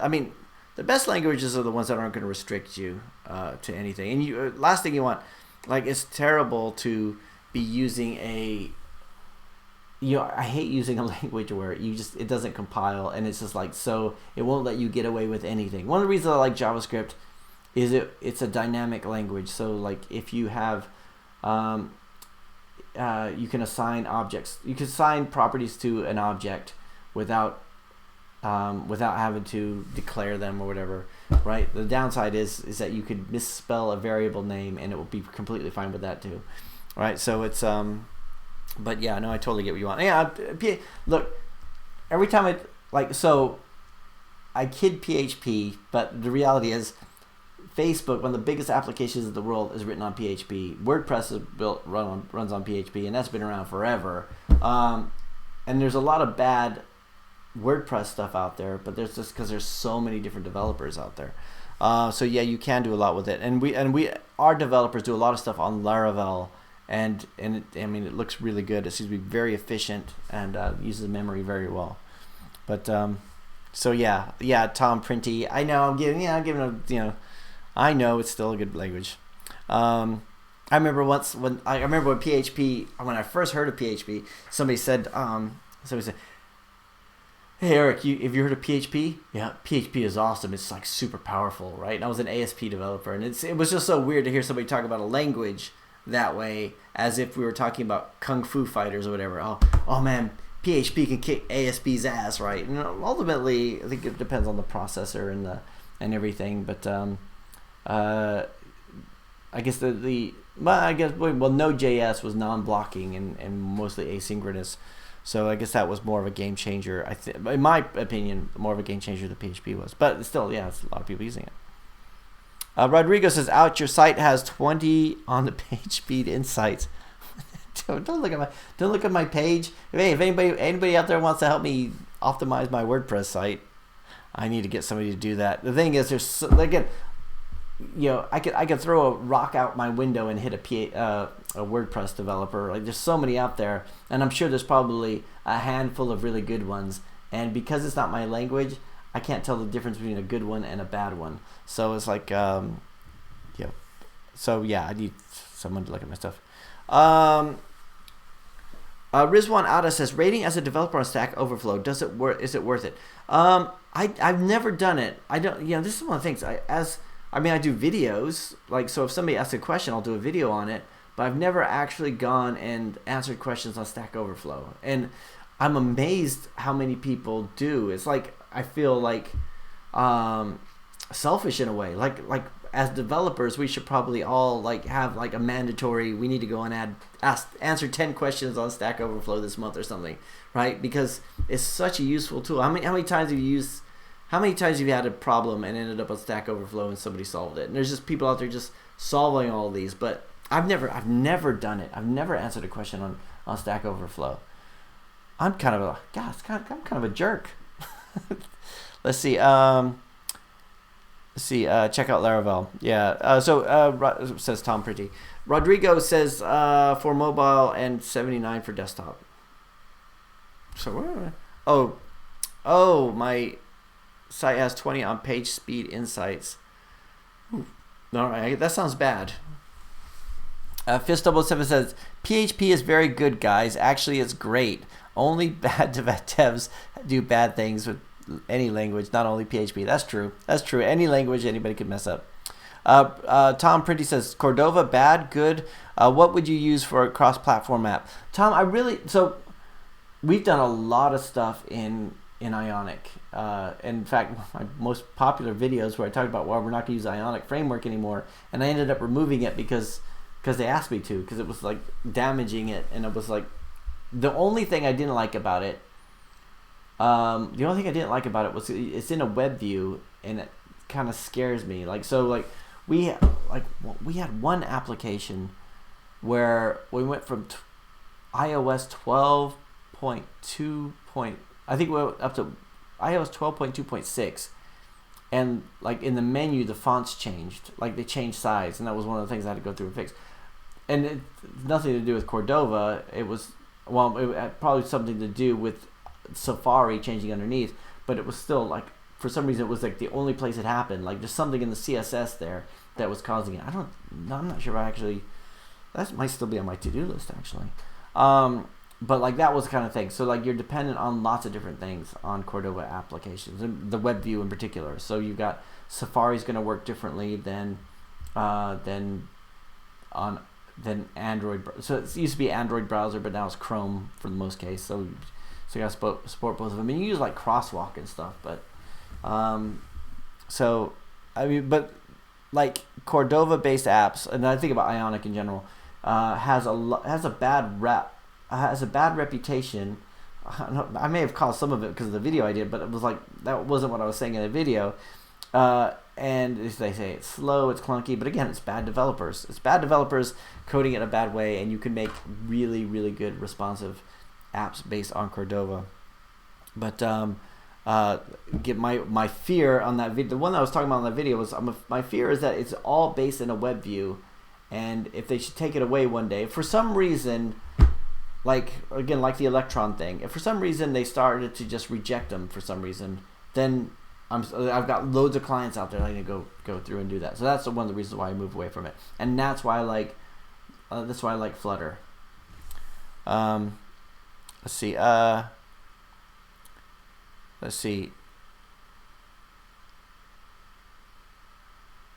We're talking about C++ and writing bad stuff. Fist007 put some code in here, and Google and YouTube blocked it, so we enable that. So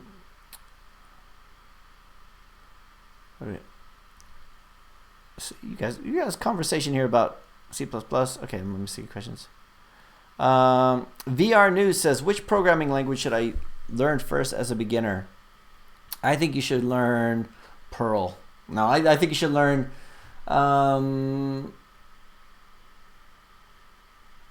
as a beginner.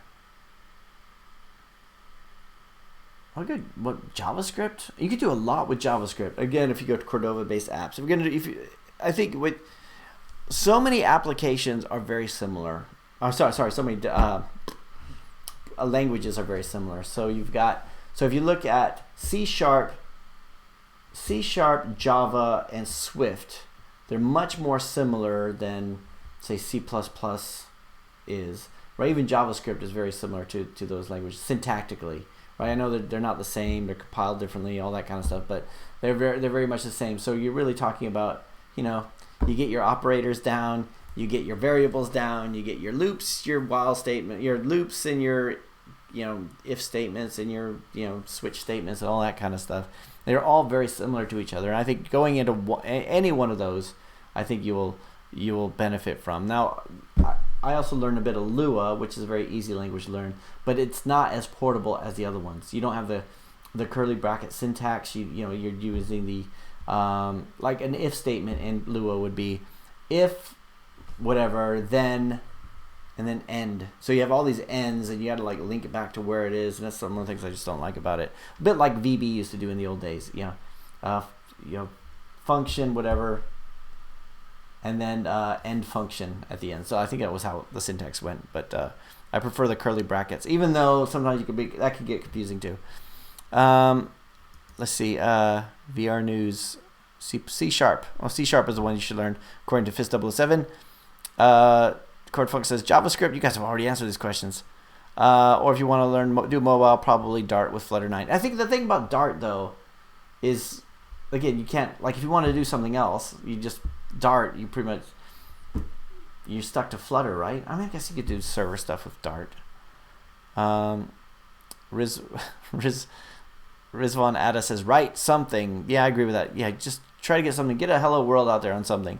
Let's see. Fist007 says, today execution speed doesn't matter at all. Computing power is not an issue anymore. Yeah, that was one of the things with Cordova-based apps, where they're talking about, it's just a bit too slow with that web view stuff, but then it gets faster and faster all the time.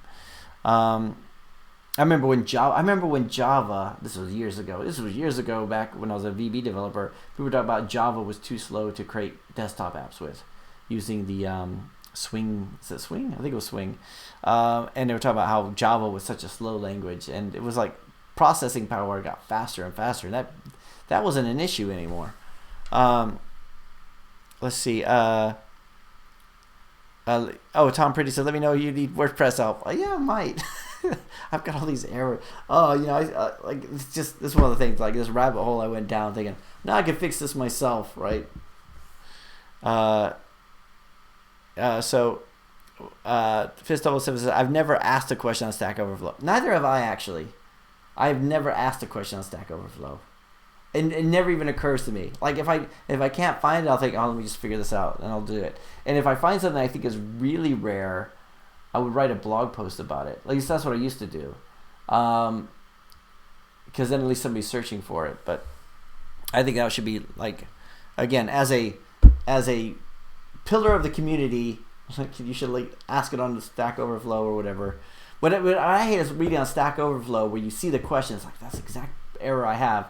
And either nobody answers it, or somebody says this is unrelated, or it's more of a forum thing, or you'll get all these people saying, I don't understand what you mean. Please say again. Please say again. Please say again. Like as if somebody answers the question and then they get bombarded with people saying, you're not being very clear. Please say it again. And it's like, he's helping you out. Let's see. Tom Priddy says, if you're looking for a new gig, a nice rating in SO would help you out. If you're looking for a new gig, a nice rating in Stack Overflow would help you out. Yeah, I suppose so. I mean, it's all about, if you're gonna go for a job, all that kind of stuff is gonna help. Like if somebody searches for you, and you can say, like so many times, looking at developers, there's no blog, there's no social media, there's no YouTube videos, there's no Stack Overflow, there's no GitHub repositories, and it's almost like and it's not a requirement, but it's kind of like it would be nice to see that from time to time. It'd be nice to see somebody who's like, dude, I'm such a player. I'm not gonna just go to the office and do what people tell me to do. I'm like again, you guys are all here. Presumably you're not at work, but you're all talking about app related stuff. So you're like you're players, right? You're like into it. And I'm sure you work, like if you worked in an office, if you work in an office now or you worked with people before, there are people who just like they'll go home and won't even think about it, right? They just do what they got to do and they go home. So and I think if you could prove when you go do an interview or a gig or whatever, you prove that no, I'm one of those few that can that I live and breathe this. Then I think that's really important. Let's see. VR News says, how much you earn from all your apps? Right now it's about 30 or 40 pounds a day. I can show you my daily revenue report, but it's so depressing. I mean, for a lot of you guys, I think you'll think that's really good, right? But like it used to be much higher. So and if I looked at like, I don't know what it is like lifetime. So my first app was released in 2012. Ear Agents made, I think I calculated once, it was like over 200,000 pounds. And it was like, I think last year, I think my app income was like 40 or 50,000 pounds for the year, which is like a full-time job. So a full-time job for, it would be like a full-time job, and I wasn't doing anything with it. I was still doing client work. And I remember somebody saying in the I think I did a video on it, and somebody in the comments said, you can make more than that driving a taxi. And I thought, yeah, but then you're driving a taxi. And I wasn't doing anything. It was just coming in. So Levin C says, how are you? I'm doing good, Levin. How are you? Robin Sisek says, yeah, you were using the lame encoder. Did you use some kind of pre-compiled dependency? I think you should use a different cross-compiled to 64-bit with NDK. That's exactly what it was. It was using the lame encoder. And I was like, again, it was because that part of it was so low level that I wasn't quite sure what it was. And I spent several hours doing it. And I was just like, I just want to get this thing live. I'll just remove the functionality. I don't know why I had that functionality to begin with. And people would purchase it. They were not happy at all. So even now, like if I did put it back today, it would be, even if I did put it back today, I still have all these bad reviews I have to overcome. Rodrigo says, where is the Overpass site hosted? Google Cloud, AWS, got access to the server? I see so much potential for improvement. So yeah, it's hosted on AWS Medium server, an M1 Medium Linux server, right? It's using Nginx. I've got all the plugins. I have the paid version of W3 Cache. I've got what's the one, the Cloudflare. I got Cloudflare, the paid version of Cloudflare. I've got lots of disk space, all this kind of stuff, and it still just runs like a dog. And I keep trying to improve the database, all this kind of stuff, and it's just like, but we have thousands and thousands of pages in this app in the blog. But I would think that once you query it, that should make a difference. Another thing I did last weekend when I'm trying to improve it, I just went there. I'm going to do what they say to do, and I'm going to go through and disable every plugin and then re-enable them. And then that still didn't help. It was just still slow. But I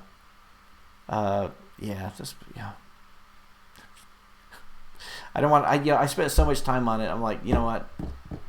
I'm gonna end up making it worse than it is. Let's see. Fist Up 7. Did you use Kubernetes at some point? I've never used it. Rizwan Ada says Insomnia versus Postman or Docker to deploy an app. Do you need Kubernetes or Docker to deploy an app? No, I still just deploy the apps the same old manual way. Insomnia versus Postman. I've never used Insomnia. Rizwan, I feel like, I'm like the old guard, right? I'm like, Postman's fine. I don't need to research anything new. But I use Postman a lot. But I've never used Insomnia. Is it better? Rodrigo says, I want to help you, Eric, for real. I don't like WordPress that much, but it turns out a tons about web performance. Check my sites. They have great scores. I spend so much time on Pingdom. Like, it's just one of these things. The thing is, I was hacked several years ago, and I did a video about it. And like since then, I put all this stuff in there, and I also don't want to get in a situation where my site is vulnerable again. So, ChordFunk says, writing Dart feels like JavaScript, but only the good parts, in my opinion. There was a cool video by Android Authority where they compared the execution of Java code and native C code on Android devices. Okay, cool. Rodrigo says, I feel like every question is answered in Stack Overflow. Stack Overflow is, remember when you used to have to go to forums? Like you'd end up in some forum, and sometimes you still do, but Stack Overflow is the place. I mean, it's perfect. But Stack Overflow is not very welcoming for newcomers. Fist007 says, oh man, I'm always coding. I'm always on the keyboard.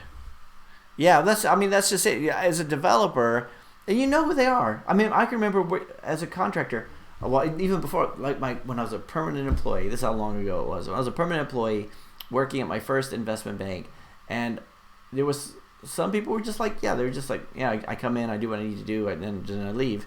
And then there was a few people, some of them were really nice, some of them not so nice, some of them were prima donnas, but they were into it. They were like, they would come home, they would talk about the code they wrote at home. They would talk about like all this stuff, and they were like, that was it. They took their job very, very seriously. And being around those kind of people made you think, I don't want to be in this situation. Like my performance tonight, saying I don't know to Rizwan Ada every time she asked me something, that's like, I'd be so embarrassed. Like I am kind of embarrassed actually. But yeah, that's the kind of stuff that you're like a player. You're like, I need to know what's going on. I had like this guy Shola, he was like a contractor in London. I still talk to him sometimes. God, it's been 5 years since I spoke to him. But he took some time off from contracting. He says, I want to learn active server pages. Not active server pages, ActiveX pages. So there was ActiveX components that go into web pages that only Internet Explorer supported for a very brief time, almost like Java applets. And he took time off so he could learn how to do that, right? Just on his own dime, because he was a contractor paid daily. And I thought that was just really cool, right? And that was the thing that, every time you sit down, even if you code something and you open it up and you're learning something, and the purpose is never usually to learn. It's like, I'm going to build the next coolest thing, right? But then in the process, I learn stuff. I see how stuff works. It's not like I'm running drills or anything. I'm like, I'm gonna go outside and run 50 wind sprints. I'm gonna write 50 SQL queries. That's not what I'm doing. I'm like thinking, I want to make something really cool, and then you learn how all that stuff works, and then you go into a new job, and you're like, I know this. It wasn't like I didn't learn it on the job. I learned it playing around on my own stuff, right? And it's working with other developers. That's where you get to see where your flaws are. That's where you get to see like, ooh, that was not a very disciplined approach here, or my code comments here are not very good, or that the way that guy structured it makes a lot more sense. And you read books like about design patterns and stuff. You think, oh, the way that code is structured means it more flexible for the future. And using loose coupling, you finally start to get why that's important, as opposed to, but it works. Speaking of, but it works. No, I'm not gonna talk. Well, okay, there was a developer today who just, oh god, he made me so mad. Where I said, okay, we got this bug. Finally figured out what it was. You should have been able to figure it out, but I figured out what it was. Is this right? And he sends a fix within 2 minutes. And I look at it, and it was just like the nastiest if statement. Which I just looked at it and said, that doesn't fix the issue. I could just tell by looking at it. Like, it was like, it was something where you have to remove the so we'd have like a number with padding, zeros padded in the beginning. So it was like, so that's what it is. So if it's like 0, 0, 1, 2, 3, we should only be sending 1, 2, 3 to the server, right? So we just need to strip the leading zeros. So we had a replace function saying replace, if there's a 0 in it, replace the 0 with nothing, right? It was like, I looked at it thinking, first of all, that's nasty code. Second of all, it's not going to cater for the fact if it's 1, 2, 3, 0, 0, 1, 2, 3, 0 or something like, because then it's going to be 1, 2, 3 again, right? And it was just like, I was so angry. I didn't want to talk to him today. I was like, look, but you work, and then like then the next, so I move on to the next project, and it's like the developer's she's just on it. She just like snappy, like she's anticipating every question I'm going to ask. She's like thought of every problem that could come up, and I look at the code. It's like really, really good. So you just have these times you go through. So you can tell people who are like the players that are like, they're into it, and they got people who are just like, just do just enough. It works. Tom Pritty says, always be learning. This is the most important thing as a developer. Yeah, as developers, we always have to be keeping up with the technology. I remember, there was always older developers who were working on old technologies. I say old technology. Yeah, they were old technologies. They were like, it's funny because the contractors, if they're in a new technology and there's like there's less supply than demand, then they're like highly paid. So like as a .NET developer, I was highly paid, but then it goes down as more people flood into the market. But then as people move on to the next language, you still got the stragglers who still use the old language. So remember Visual Fox Pro developers, like they paid loads because nobody was learning Visual Fox Pro, right? So he was getting paid loads, but it was like, it's almost like he's pretty soon he's going to be completely worthless to anybody because they're eventually going to move on. I had a contract in 2011 where I'm doing code in Internet Explorer 6, right? It was client-side VB script. It was like it should have been decommissioned years before, but they're clinging to this thing, and it was like, but I knew it. I could do it. The people who were really good at it, they had to reskill.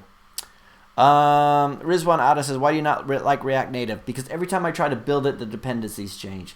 That's the reason why. Every time I try to build something, I'm not using the right node version.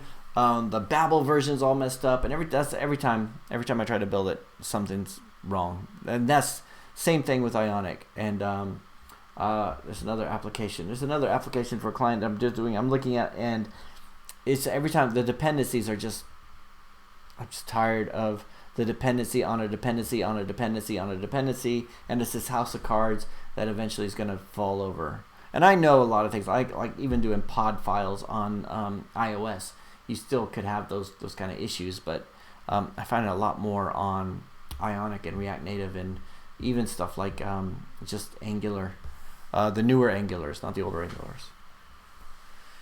But maybe it's just my experience. I'm sure there's like React Native developers out there like, screw you, Eric, and React Native is awesome. React Native is awesome. That's what we're going to write up here. React Native, it's going to shorten it. RN is, well, okay, there you go. There you go, Rizwan. React Native is awesome. Let's see. Tom Pritty says you need to learn. Tom Pritty says you need to learn things even if you are not using them. This way you have knowledge to use this new thing when the need arises. That's true. Like you play around with, like if you play around with stuff like machine learning, for example. Like you try and learn machine learning, it's so hard, but eventually you learn like at least the high level stuff. Like at least the high level stuff, that it's there, you know what it does, that stuff. And you'll come across these kind of things. But yeah, I agree with that, Tom.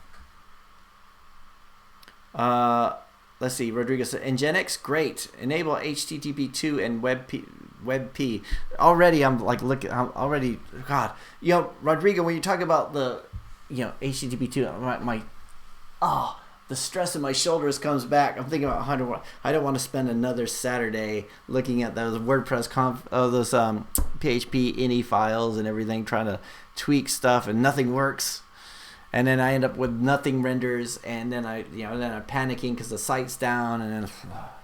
But yeah, you're right. I'm sure there's more I could do. Let's see. Samuel Ahosani says, "What do you think of Bangladeshi developers?" I don't think I've ever worked with.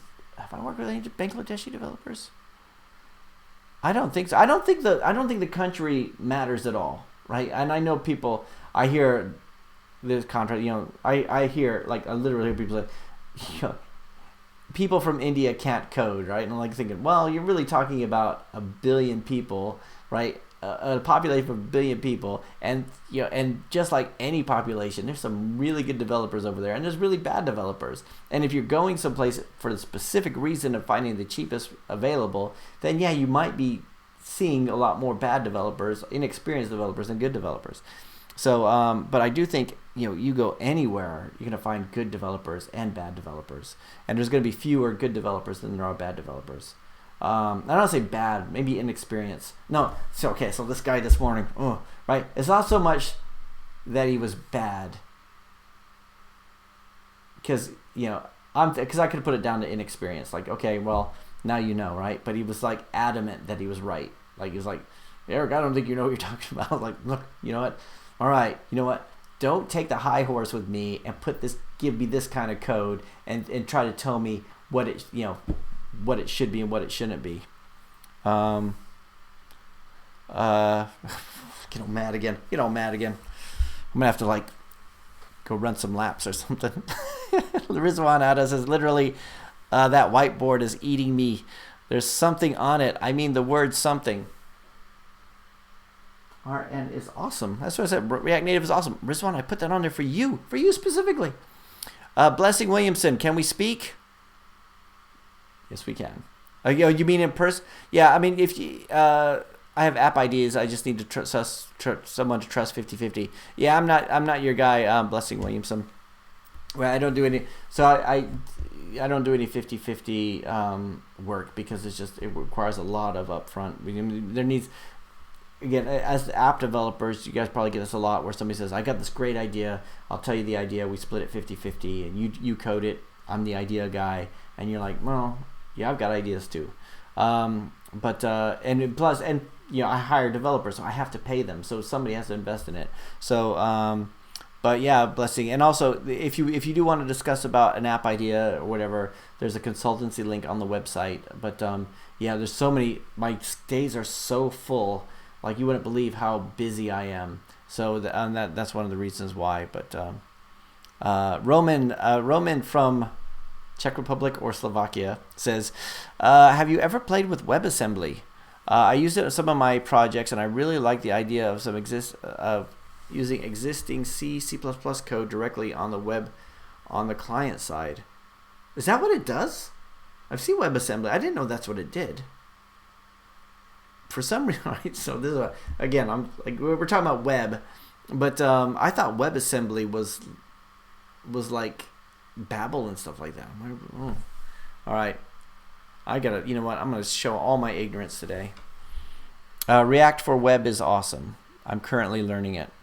I think for me, React. Another thing I don't like about React for web is I don't like the fact that you escape straight into. You go from JavaScript into markup and back. I kind of like the Angular way where they're separate. But yeah, I totally get that. Was it the RJS syntax, whatever it is. RN is awesome, but not as good as Flutter. Yeah, I suppose maybe. I don't not like React Native, but we do have React Native projects. Just every time I build one, I have some. Akash Kashyap says React Native and Flutter both works on different concepts. Yeah. Let's see. Rizwan Ada says Insomnia has stuff that is still in beta. In Postman. So yay. Like what? What does Postman lacking?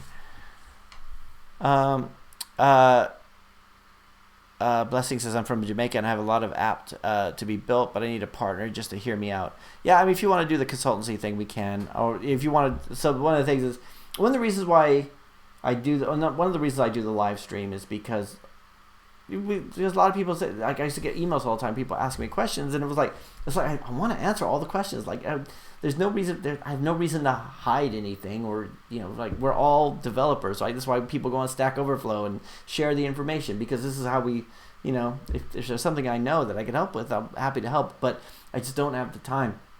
So I thought, well, if we do the live stream, then so even on the we have this thing on the website, my slow website, that says book time, a one-on-one consultation, and you get book time with Eric, and even I think even on that we still say, if you want to do it for free, go on the live stream on Friday night, but otherwise you could book some of my time. So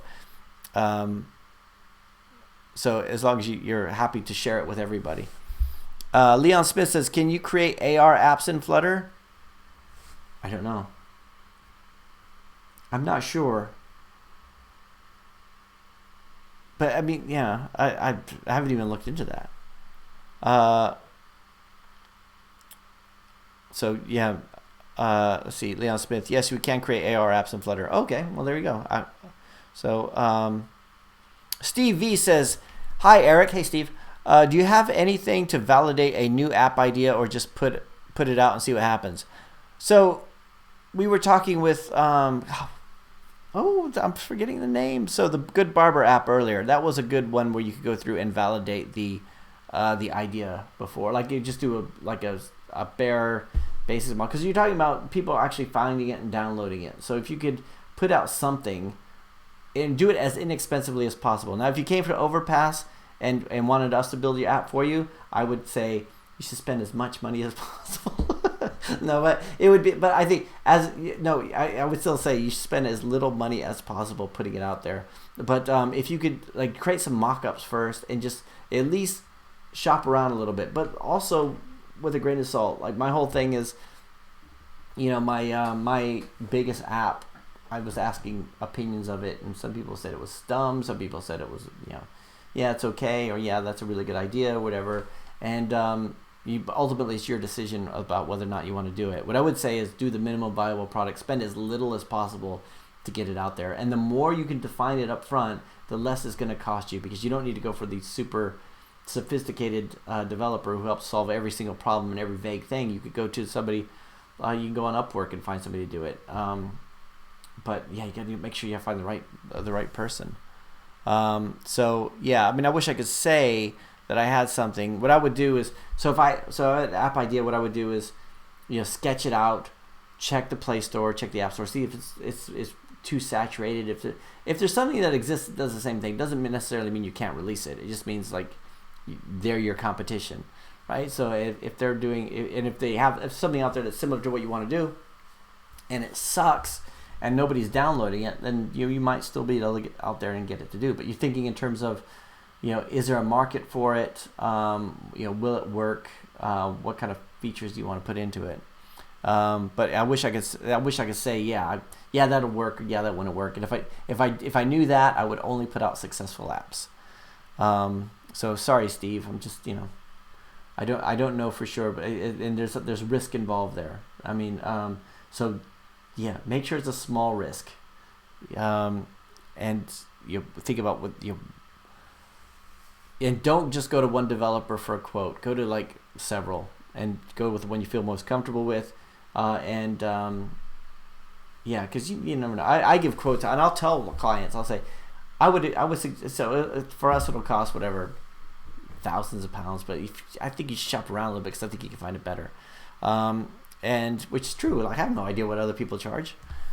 And it might be like, so let's say if it's an augmented reality app. To me, an augmented reality app sounds very difficult, because I've never done one before. So I'm thinking, yeah, we could do one, but it's going to be like, God, it's going to be really complicated, right? Whereas somebody like, say, let's say Akash over here, he does AR apps in Flutter. He's like, dude, it's easy. It's so much easier. Like, if I did a voice app, if I did a Google Assistant app using voice. Before I knew about Dialogflow, I would have thought that's going to be really complicated to do. But then you think, actually, it's really surprisingly simple to do one. So yeah, just keep checking around, Steve. Let's see. Akash says we use AR Core for AR apps in Flutter. Oh, okay. Divyanshu Negi says, I launched my new app, my new fun app. Can you try? Yeah, tell me what the name is. Simon, supper time. Simon says, hi, Eric. I'm liking this all blue, white color scheme. That's right. I'm wearing all blue today, except even my shoes are blue. Won't you check out my blue suede shoes? That's it. I'm like, as a man, I'm thinking if I'm going to match, I'm going to match completely because I don't know how colors should contrast each other. Let's see. Let's see. Tom Printy says, I got 6 notebooks of ideas. Pay me for my time. Yeah, that's kind of, not to be rude or anything, but yeah, it is difficult. It's difficult. There's so much to do, and and so many app developers out there. It's not that we're lacking ideas. It's like we're lacking the time and resources to actually do our own ideas. So that's why we're doing work for other people as well. So that's what we still have bills to pay and everything. And I know there might be other people out there who are in a better position. I watch. So I'm a big Gary Vaynerchuk out. I guess I'm a big fan, and he did. I heard one of his videos said all you have to do is find somebody who can code, and then you partner with them, and then they'll do it. And I'm thinking that's why people keep coming to me with that same kind of thing. And I'm like, I really just don't have the time or the resources. Right? I still have to keep the lights on and all that kind of stuff. So. And it's not a sure thing. If it was a sure thing, then your client should be paying for it, because then they would get 100% of the proceeds. MZA Box says, Eric, you are awesome. Thank you, MZA Box. Your videos are so helpful. I wish you luck and best. Thank you so much. I think I've been having a crisis of confidence lately. The other day, Rodrigo left a comment on one of the videos saying your channel is so undiscovered. It should be doing a lot better than it is. And I'm thinking that felt really good because still keep doing the videos, and I love doing the videos. It's like the most fun that I have, right? So I was thinking, oh God, I could drive through the countryside and film, whatever, and then talk about something. And I think it's just fun to do. And I appreciate what you said there, MZA Box. Eric Gasochi says, hello, friend. Hello, Eric. How are you? We have the same name. Blessing Williamson says, my name is Brian Williamson 17 on Instagram. Can we DM? Like I said, it's you could follow me on Instagram, but like I said, I just don't have time for DMs or Skypes or anything like that. I'm just I'm so incredibly busy. The whole thing is I can't do work for free. That's that's really the thing. I mean, I wish I could. I wish, I've got, again, like, seems like, there are days when I'm in my low place, and there's been quite a few of them recently. The thing is, it feels like I'm just disappointing everybody. I just don't have time for all the people that need my time. I mean, not just like clients. Like clients need me, developers need me, family needs me, and then I'm like just feel like just sometimes it's it's overwhelmed. Like I said, this channel is going to go from app development to just watching a man break down. Let's see.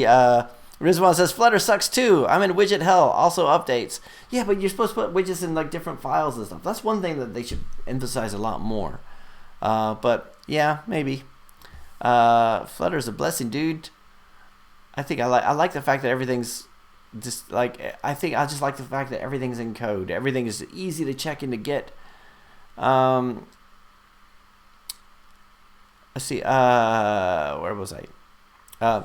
Samuel says, do you have any written guidelines for good user acquisition, app UX pattern practice that will help retaining users? Eric, we love you. Thanks, Samuel. I don't have anything like that. In terms of UX pattern practice, let me see if I can find it. Oh, it's on the external hard. Actually, let's see. I'm going to see it. Sorry. Excuse me for Googling here. I'm just going to see if I can look up this ebook that I have. Oh, have we gone 2 hours already? Sorry, it's 7 o'clock. All right, so I'm gonna go.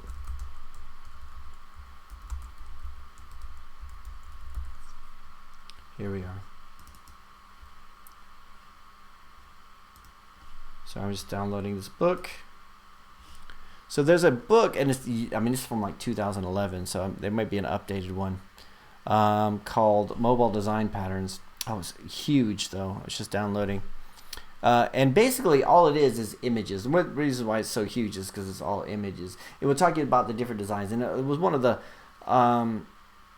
it's a really good just to see all the different things you can do, especially if you're like sitting with clients. I mean, I don't take it out like a carpet book or whatever that like a construction worker would. Oh, here we go. Let me just open this up. Share my screen.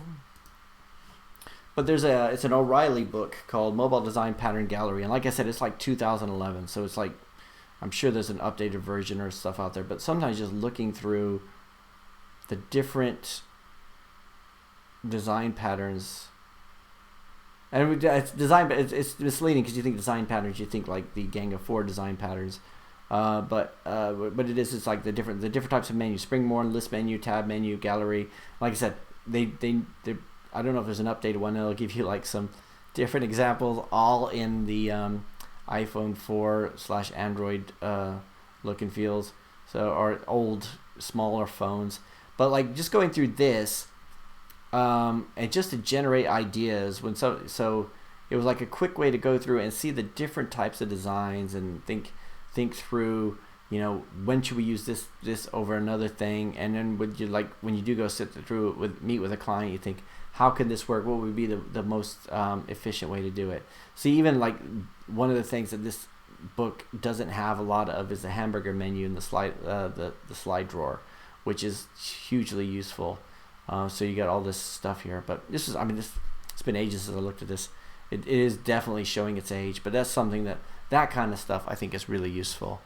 And there must be something like that out there now that is more current, more current than that. Let's see. Oh, Rodriguez says Eric has legs and pants. Not always. Let's see. Akash Kashyap says, Eric, can you provide me your business email? If you email info@overpass.co.uk, and then it will go to Rowena, and then we can handle it from there. Let's see. Genos Khan says, hello, Eric. Is there any problem ranking your app this day? I uploaded my app in the store, and when I searched for the name, it didn't show. We're hearing that a lot. We're hearing that all over the place, and I think there must be something wrong.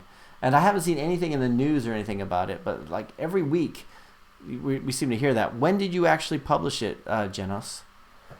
Tom Pretty says, partnering with somebody like Gary Vaynerchuk is a win because of his promotion machine. Yes, definitely. So if you want to partner an app, you better have a built-in distribution channel. Exactly. Like if I had some big name come to me saying, you know, want to partner on this application, and somebody who's proven that they know how to generate an audience, they know how to bring people in, they know how to gain that kind of attention. What I do notice, like even with, you know, when I have somebody come to me with a proposition like that, or even a client, you know, one of the things I look at is, have you been able to promote yourself in other ways? And it's like, well, I'm not a social media person, I'm not into this, but this idea is so good that people are just gonna use it. And it's like, well, maybe not, but if you have to get out there and start bringing people in, do you have the experience to do that, or do you already have an audience that you can leverage? I agree with that completely. Cordfunk says, if you have an idea, it's difficult to find a partner. If you have an app and a big following, things are very different. If a YouTuber came to me and asked, I lost my place. If a YouTuber came to me and asked to do an app with them and they had a huge following, it would be a very different thing. Yeah, no, I agree with that. That's what I'm saying, says Tom Pretty. Let's see. No offense to, okay. You can create AR apps in React Native. Can you? You can create AR apps in React Native? All right, that's surprising. So yeah. Okay, maybe I'm giving React Native. Maybe I'm just being so. But now that we know React Native is awesome, according to Rizwan. Rizwan, can you go to and from RN code to native code like in Flutter, Dart to native, and native to Dart? I think you can. I assume so. You write like components and stuff. That's one thing about Cordova-based apps. I find writing Cordova components to be incredibly hard, but people do it all the time. So maybe I'm just like not doing it right. But let's see. Licensee on RN used to be iffy as well. Yes, Roman says yes. Your channel is so unique and targeted. I would expect fast growth. Nah, we're growing slow. In fact, all you guys, if you just tell 5 friends about the channel. Tell all your developer friends. I'm sure you've got we developers. We're very extroverted. We like to get out there and mingle. Or is it just me? I'm just very introverted.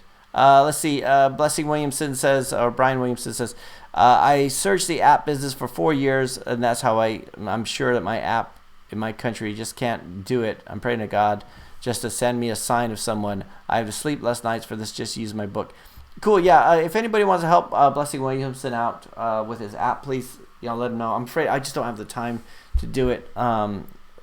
Just in terms of the resources. But that's the end. That's the last question. We've answered all of them except for Rodrigo's last one. Eric, you didn't know you could use React Native to make Android apps? That's what it's all about. No, I mean I didn't know you could use it to make augmented reality apps. Cross-platform development. Let's see. And Rizwan says, do you know about Webflow? Nope, I don't think so. Anyway, I'm gonna leave it at that. I'm gonna go get something to eat. Everybody, thank you so much for joining the live stream this week. We'll do it again next week, next Friday night, and we'll talk about and Rizwan. I'll try to read up on all this stuff you brought up, insomnia and Webflow and all that kind of stuff.